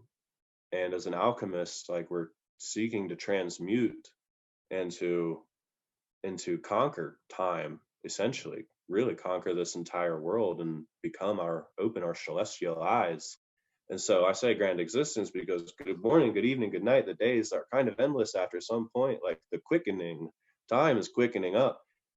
It's no longer about, it is 100% about this world, but it's about coming into awareness of the truth and of, I believe, our eternality and our absoluteness. And so grand existence, because how the hell does anything exist in the first place, let alone things like bliss and love? Because it turns out God is real. That's enough for me to push me forward to try to help other people see that, like, there is literally a world beyond this, that we are perpetually. I don't like using the term God, because God is good, a Germanic king, and the language, it messes with people. They think it's a figure in the sky. As soon as I say God, I'm pretty sure if I said it, I'm sure we have like a general consensus on what the idea is of a higher intelligent force driving evolution, governing creation, and like, but everybody usually, it scrambles their brains. You say God and they think everybody thinks something different. So that's just, it's a difficulty in trying to explain, but it's like the big flip, I think, is for people just to stop seeing it as some external thing and begin to realize that it is like, it's internal. It's something that's within you. You're attached to. It's permanent. It's not it's beyond change. They say change is only constant, but something is driving this change, and it's just to accept. Because I woke up a couple of years ago, so I always came from the fact that, like, there was no God, or nobody was able to define the thoughts I had about reality. And then it flipped, and I was like, wait a second, God is real. So I feel like we're just living in this lie, and then the truth matters, and they're just perpetuating these lies, and it needs to end. I think the only way it's going to end is when people move within themselves and, like, literally save themselves and realize that the spirit and the consciousness, it goes on. Like, the world, all you need is like a little taste of this thing, and it's like you see the magnificence of reality. And then there's just to continually put in the practice and practice and practice until you get into the states that are described by the text, where you're in awareness, you have activated your cities, your chakras are open, you're using the entire force of your brain in unison. We're just not so lost or confused. And I think a big part of that, like, is the English language and just getting beyond that. So that's why I'm always trying to say, like, don't take so much of what I say with so much weight, because I'm really just want to meditate. And if you want something for yourself, I believe you can give it to other people. And I really believe like in the power of the 100th monkey effect. You begin to teach a population something, and it becomes easier and easier for people to pick up and learn and excel at the more the population is aware of it. And so that's like another kind of mystical phenomena. But yeah, the world is a mystical place, and people have just been brainwashed into, non-believers. Nobody believes in Santa Claus anymore. But I think the truth of the matter is, like, you break down these myths and stuff, and they really do unlock like the true meaning of what they are, and that's like that we are gods, and that we go beyond cultural crap. It's cultural crap, it's fabricated nonsense, it's delusion. So what is the truth, and what can we experience? Definitely. Yeah, I think I heard somebody explain it recently in a cool way where they were relating it to like popcorn in terms of how, people like waking up to a certain consciousness, and how it starts off with one, then a couple more, and all of a sudden all the popcorns pop. Yeah. I thought that was like kind of a cool analogy. So But with people are waking up. Yeah, for sure. And then is that some of you initially were alluding to, like the astral realm and things of that nature? Does the Toltec culture, do they kind of touch on a lot of that stuff? Certainly, yeah. They talk a lot about dream symbolism and how to analyze your own dream symbolism. They're masters in the game. They talk a lot about like understanding that the consciousness is like the processor of information, and that you're not a reactionary being. You have to like control your fate in order to really escape like the bonds and the karma of this system. They talk about it, they call it the moon's mental matrix, which is like a reference to a metaphor about the moon, not necessarily the physical moon, of course. But yeah, these guys, yeah, they what we call astral, like Paracelsus invented the word astral. And so he was another one of these characters that was trying to describe the nature of what I can say is just beyond the senses. And he ended up saying that there's fairies, nymphs, salamanders, and something else, 4 different creatures that inhabit that plane.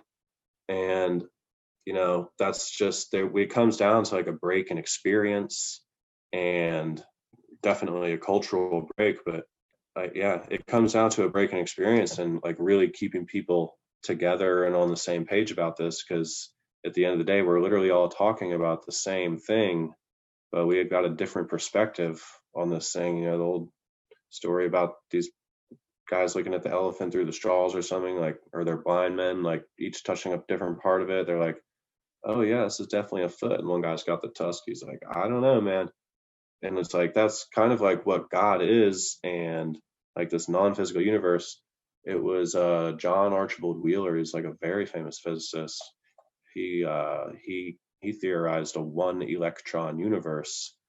And I think that's like a testament to the idea that, first of all, we cannot pinpoint the electron, and that this entity, which we're calling an electron, is oscillating and moving so fast back and forth along this spectrum or this continuum that it can literally, because our brains are so slow and our technology is so slow, it literally appears as 2 things at once in this world.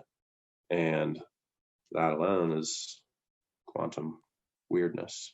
Wow. I think that ties into language as well. Like, we can have multiple definitions. People assume that the mind is contained in the mind, but it's not. Like, the universe is a mind, and the cosmos is a cosmic mind. When we use these words, it's like, yeah, they're very multi-layered. And I'm fascinated. I told you before, I was fascinated with Enochian magic and wanting to go to school to study the psychedelic experience. And one of the things that always bewilders me is language, and how it is both finite and infinite. It's described as having the quality of discrete infinity, meaning it can capitulate an infinite amount of expressions through a finite amount of variables, aka 26 characters in the human language. And at the end of the day, when we look at all these mystical texts, like the nature of God is as language, symbols, images. Basically, another word for all that I would say is information. It seems like language has a big part of what's going on here, and like how we're relating to each other. And I've read before that like enlightenment, there's a metalinguistic key to enlightenment, and that really there's something that needs to be said so that you can like receive the information, because light and sound and information are nearly all synonymous. So I just think it's interesting how we have this ability to project infinitely this objective thing, which is sound waves, and can carry information. And it is also a finite structure, A through Z, but also it is somewhere in the mind. And so people are asking, like, in the beginning, God said the word, or the programmer said the word. What was the word? And also, can we just go within our minds and think a word and earnestly ask ourselves, where is this word coming from? And how is this coming out of the ether or my imagination, whatever that infinite principle is within me? And then having it come out of my mouth into the world, writing it down, other people understanding it to whatever degree is allowable. There is some sort of understanding upon what I'm saying and writing, and what you are saying and writing. And so it's not completely black and white, but there seems to be definitely some confusion. In the beginning, God came down and the gods came down and confused man with language. So why, for one, who are they, for two, and for three, how do we get out of this language trap? Because it's really experience is the greatest teacher. That's what God is teaching, I feel like. For sure. Yeah, one of the language barriers that sort of troubled me within the kind of like the trinity of the mind, body, and soul, and sort of meditating on the salt, sulfur, and mercury relation. And I'm curious of your thoughts, or how you would kind of articulate this in regards to the mind and this, because now it's kind of my understanding as more the soul as the psyche, and then mercury as being related to the spirit, and then like the body is related to salt, of course. But you often hear people relating mind to the mercury aspect, and so there's a little bit of usually confusion between the idea of mind either being associated with the soul and the psyche, or being associated with the spirit and the mercury aspect. And I'm wondering if there's anything for you that in terms of language has become more clear, or if there's a way that you have a way of articulating how they all are sort of compatible with each other. Yeah, definitely. Alchemy also confused me on that aspect. That was one thing I've always kind of had beef with, is their definition of spirit and soul, sulfur and mercury, because it always seemed intuitively to me that the spirit is the individuated aspect, and that the soul is the universal whole, like a point does not have any parts, unbreakable, infinite, like it just goes on.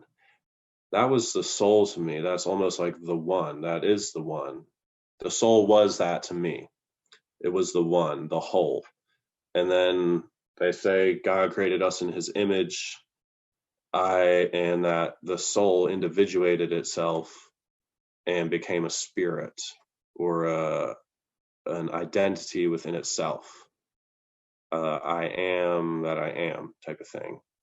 That is what I always assumed was the order of those two things, is that there was a soul, which was the universal energy, and then the spirit, which was a fragment of that, which then inhabited or took control of a body. Then existence was expressed through that trinity. But obviously we get to the alchemists and they say, no, actually the spirit is Mercury, which is the universal whole, and that the soul, the sulfur, is the individuating aspect. And I still have trouble with this, because soul obviously is like synonymous with soul being one, which you could say that I have it wrong, and that a spirit being individuated is the one, is like the one projection of the numberless, like beyond one, beyond zero is the eternal, the absolute. And so what I've concluded presently is that it is very hard to tell the difference.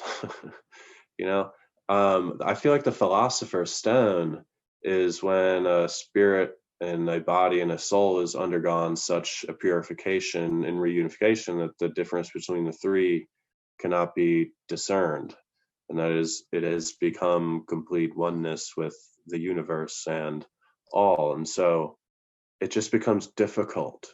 I would still consider the spirit to be sort of the piece of energy that is associated with you, that goes beyond this life into the next life and collects experience throughout eternity. And I would consider the soul to be the force in the universe which brought forth spirits and bodies and matter and intelligence and things of that nature. But I understand alchemy, that the soul is sulfur in the individuated aspect, and the unique aspect of an individual, which, you know, I don't understand exactly why it was done that, and I'm sure I don't know if they were using the words soul back then or SOL.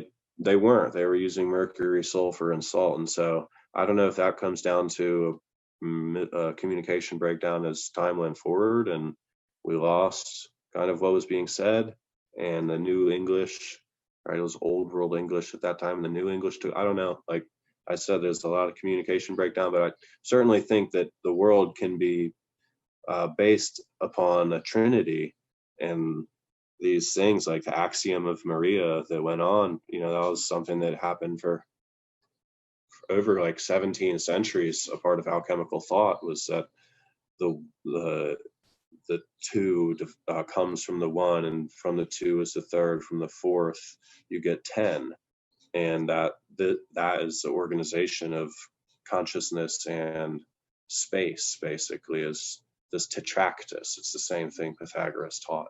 And so that's the mystery, right? That's the mystery. So it's like we got to go within ourselves and be able to differentiate within ourselves the difference between spirit and soul. Otherwise, we can't come to a cultural. What is going on? It doesn't say you're muted. Oh, okay. There we go. Sorry, my mic was on. Okay. Okay, so this is interesting because you had actually said some things that kind of made me think more deeply on this.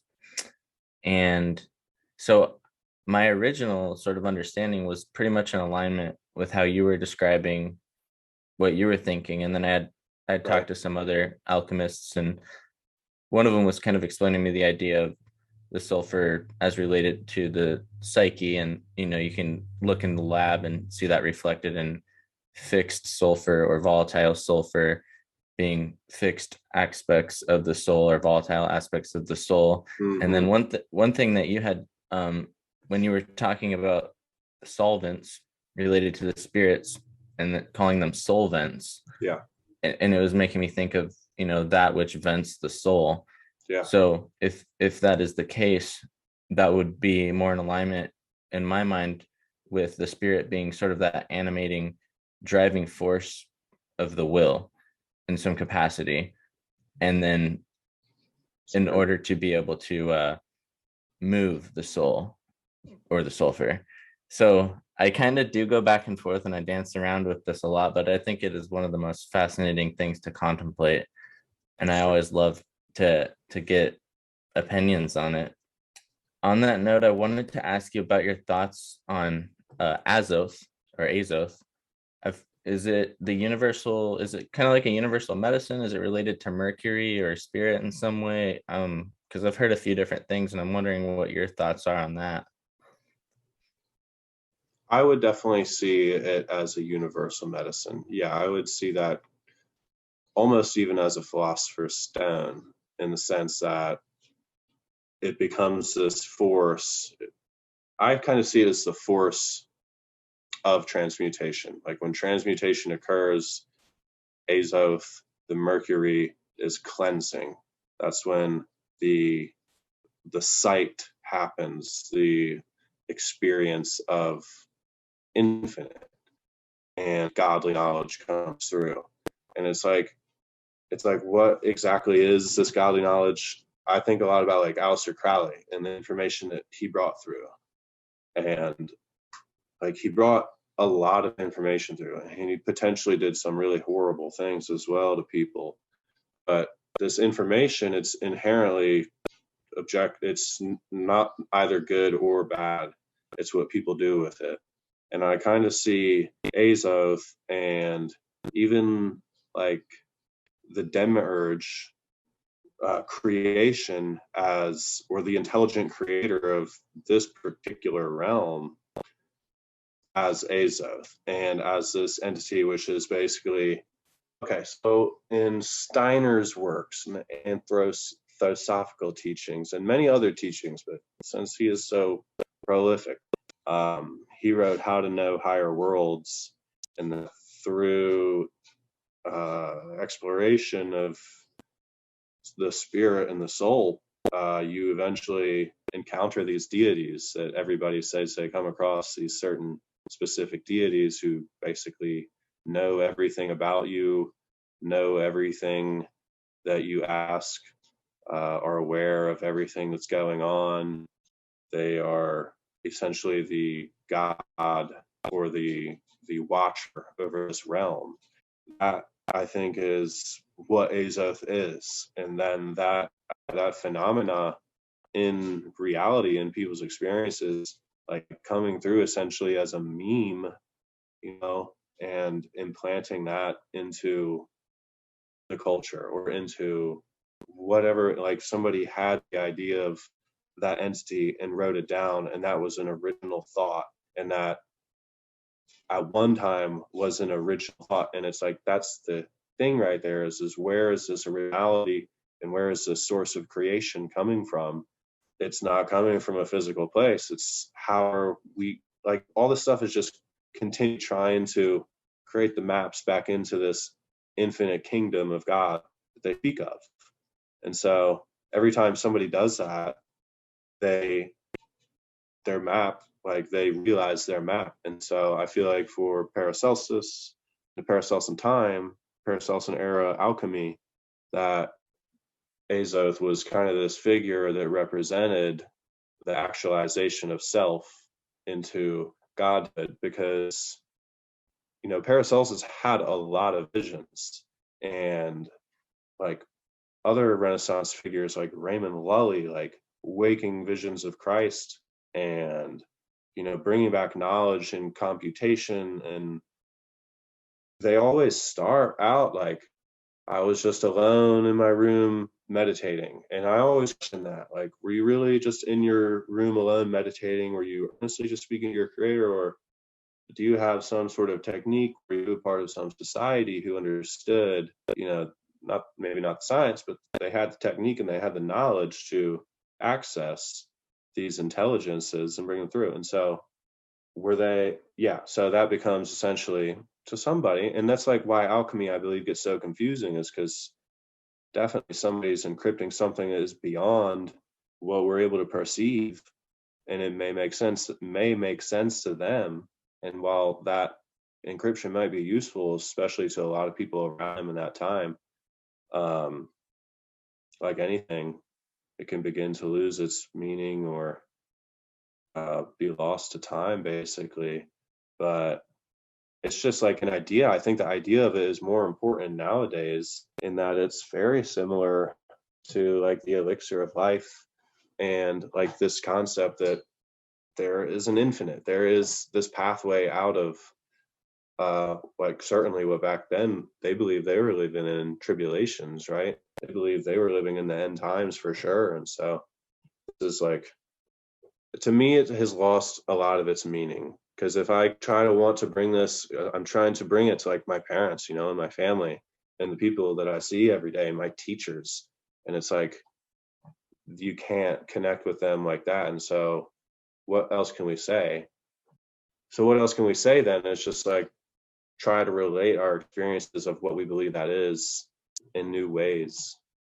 That's kind of my thoughts on Azoth, and you can definitely take that and put it into like a practical sense, like it is the thing that is like present during the transmutation. And so what is that on a physical plane, and how does transmutation occur here? We can assign the labels, but they're labels at the end of the day. You know, it's what we're trying to label is we cannot label it. We can't. Yeah, I love that. Like you say, like related to, as Azos related to the actual power of God, as above, so below. I think, yes, that's kind of the spiritual representation. And then if you think of the philosopher's stone, that would be like the physical representative transmutation agent. So when you put it like that, that actually makes a lot of sense. I like that description. All right, got a couple more questions for you before we wrap it up. I got one. I wanted to kind of ask you, what are some medicines that you've worked with that you personally have found to be the most profound in terms of their function and effectiveness, biochemically or consciously, that you think is just one that's really noteworthy that you could talk a little bit about? The first one that comes to mind is the African dream root. Now, the Latin name escapes me. What was that cool word that you had mentioned to in relation to dream? One-irogenic medicine. Yeah, I love that. So would you consider this one a one-irogenic medicine? Yeah, this is a one-irogen. Selene capensis is the Latin name, and it's an African dream root. That has been the most potent dreaming medicine that I've taken. I've taken the dream bean as well. I've taken the sun opener as well, Hymia salifolia, and I want to experiment more with that one for sure. Then, sorry, I had to turn off something was warming up. I think definitely the African dream root, because it's a window into something great. It's a window into something that is absolutely occurring on a nightly and regular basis. And I think, or what I try to teach, is that a proper sleep cycle, a proper sleep and wake up schedule that is in tune with the environment, that is in tune with your own physiology, is of the utmost importance. Like, that is going to be the thing that allows us to pass through the veil on a regular basis, to die daily, to know the kingdom of God, because we all sleep every day. We just might not like understand really what it is we're doing and where we're going. And so when I took the African dream, so I compare it with the dream bean. Well, I can just tell you, like, I just had a dream where I was basically completely awake. And I was in a different body. I'm like standing on the deck, a dock where there's water, there's a ship sinking, and like there's water spraying all over the place. But I'm stuck in this man's head. And it's not like it is now where you're directly in front of the eyes. It's like there's kind of a lot of blackness. I'm looking out these eyeballs that are kind of far in front of me and watching these movements go by. And it's like, I cannot control anything that's happening. It's like, I have no control. And I think all these things like are spiritual teachings that we can apply in our life. Like, people are control freaks, and but God is the supreme master of reality. So it's like, we can only control how we react. Anyways, I'm in this guy's body, and I'm like kind of getting scared. I'm like, how do I get out of this thing? I can't get out. Look at what's going on around me. It's chaos. I remember looking at the water and just being able to see the reflection of the dream sun in every speck of water as it's going by my face in slow motion. And then having like a little mini panic attack, like, wow, I'm really here and I don't know how to wake up. I don't know how to get out of this. I have to just let this kind of happen to me. And it lasted a really long time. But then you wake up and it doesn't seem that long, it's just you wake up, and so you change reality frames in an instant of a second, and you fall asleep in an instant of a second. And that's like a lot different from the African Dream being and Tadaridi, in the sense that that one was like a whole night of just endless high energy stuff that is like things I thought about during the day and things I was scared of, things I've been thinking about. Like, it really shows you how your consciousness is, and your spirit perhaps is, or your mind definitely, the active principle of you is creating these scenarios and is capable of like manifesting one before you go to sleep. I think it's so important to meditate before we go to sleep and to clear our mind and to see it more as like, more so as like you're getting into a spaceship, or you're getting into, you know, some vehicle or a wormhole that's going to take you to another place where you're going to find rest. Like, we're going to be able to reset our minds. Our bodies will also rest, but that's not the only thing that's occurring. We are going places, undoubtedly. And to know that experientially, I think is really important. So that's why I use the one origins to show that to people who have never even taken a psychedelic or have never had the idea of meditation, or just, you know, there's a lot of closed-minded people out there, which is fine. But if they're like, I mean, not closed-minded, they're open-minded, but inexperienced, adepts, or novices, I believe is what the word is. But yeah, and the African Dream Bean was really, the African Dream Root, excuse me, was a really good one. And then also the Blue Lotus herb is, I think, ideal for what we're trying to do, which is silence the mind and keep the body awake and release from the senses and release from the physical world and reattune our minds to the mental planes, the spiritual planes, the inward reality, the fact that there is an inward reality, a non-physical reality.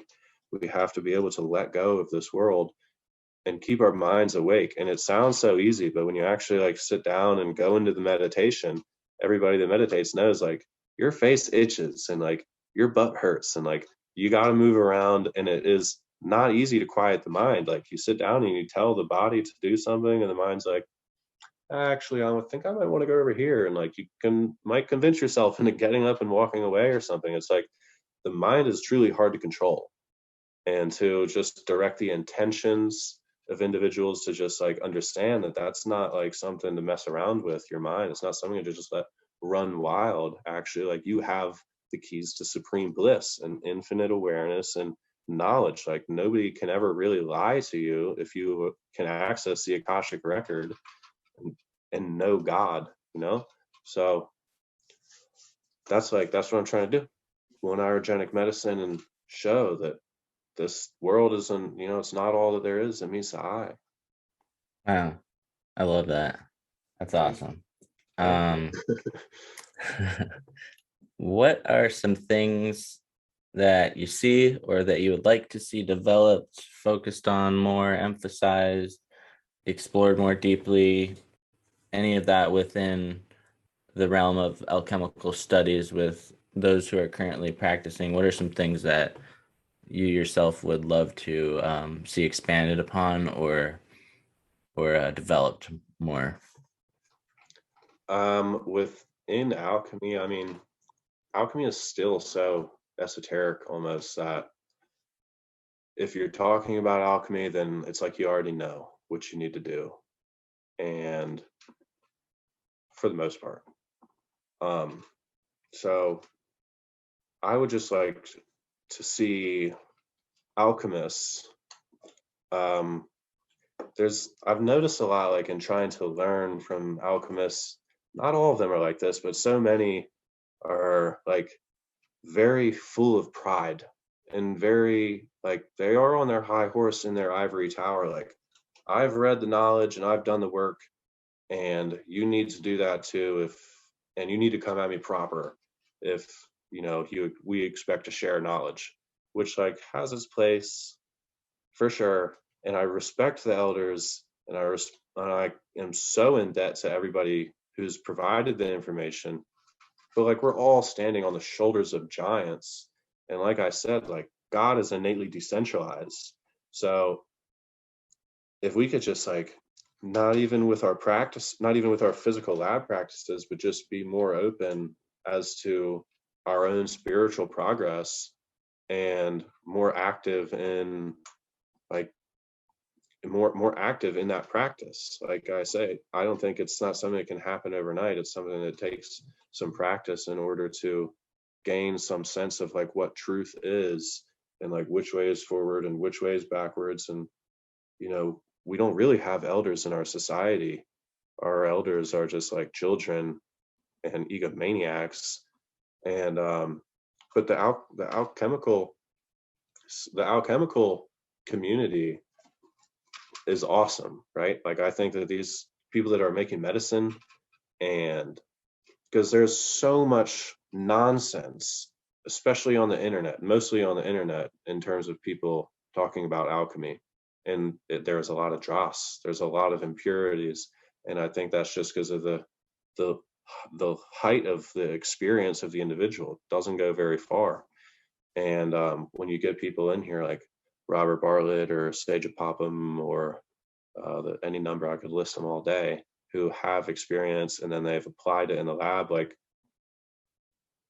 the current wave is on it. Like we know that there's a language of nature and that we need to be able to listen to that and speak that before we're able to take the next step in our world, which is like it's evolve, it's set aside all the sicknesses. And I mean, just alchemy, it just needs to be simplified. It needs to be simplified. And I read these books and all the authors say that like, alchemy comes from Egypt. It comes from Old Kingdom Egypt. And a lot of that knowledge was stored in the Library of Alexandria, taken away and burned away.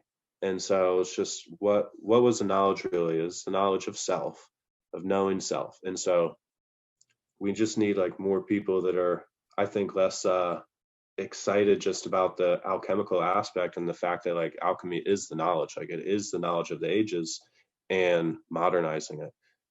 That's what I would like to see. And so that's why kind of where I've been saying, why I came to school, to understand it and then put it into words so that we can all get on the same page. Because it's, as far as I'm concerned, it's a true revolution.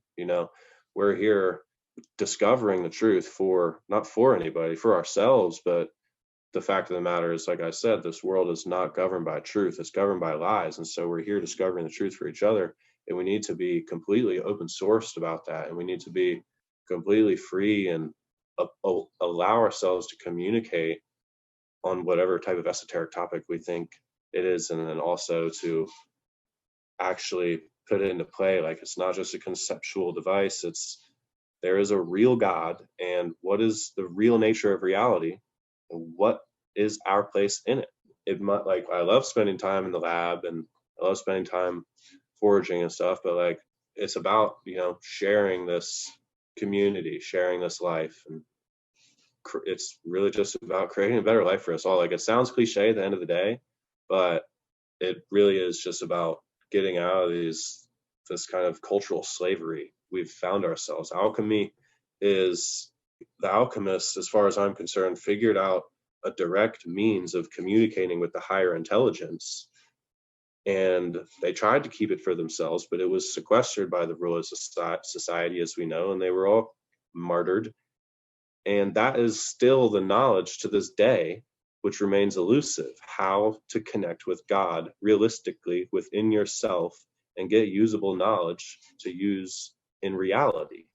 So that's like where my focus is. Like we need to be able to take the gold of what this whole thing really is about, and that's direct communication with the divine, direct communication with higher intelligence. And we need to understand it. We need to break it down, purify it, and distill it within our own selves, within our own culture, with our own language, our own context. Because it's not something like we can't just use alchemical vernacular, and I like saying I'm an alchemist, but we can't just be alchemists. Like we have to be ourselves, and we have to like live. You know what I'm saying? 100%. Yeah. Man, it's so refreshing just listening to you describe all that, and I'm on board with you 100% with all of it. Really, that makes me feel much more sane for saying No, that. it really is. It's just Cool. nice, your whole attitude and perspective, and the mindset of unity versus, like you were saying, it could sometimes become the situation where you get over involved in your ego, and sometimes you become too prideful, and everybody's human and they're susceptible to those things. But I'm totally with you that we need to allow for everybody to have space to be themselves, form those bonds, be a community that kind of cares and looks after one another and helps uplifts one another versus tries to turn it into some kind of competitive mindset thing that led us to the chaos that we're in the world today, Truly. So Competition I'm just on means board. against the other, and as alchemists we know it's like union of opposites. You have one against the other, and that's division, For sure. so Any last comments for the listeners? Anything you'd like to close out with before you put any of your links or your website or anything out? I mean, you ended it on a really good note. I think that was definitely satisfactory. cool. Thank Where you would for you listening. Have a grand existence. where would you point people if they were interested in getting into contact with you, or maybe interested in some of your preparations and offerings? Where would you direct them? If you wanted to check out some of what I'm creating, you can go over to my website. In my pharmacopoeia, I have all my medicines listed. I do custom formulations, and I really encourage subscribing to the seasonal subscription, because medicine needs change throughout the year. The medicines change throughout the year, and we are kind of in tune with this year. So I think it's important to take a seasonal approach to medicine. And if you want to understand my philosophy and what I'm trying to say, I've written a bunch of blogs under the title of Plant-Based Spirituality, and it's my attempt to synthesize plant-based chemistry and practice with spiritual concepts and alight the path towards higher stages of consciousness. So check out that stuff, and if you have any questions, I'm here to answer them. Sweet. Alrighty. This is probably one of my favorite conversations so far, so I appreciate you again. And Sure. Thank you. till next time, brother. Till next time.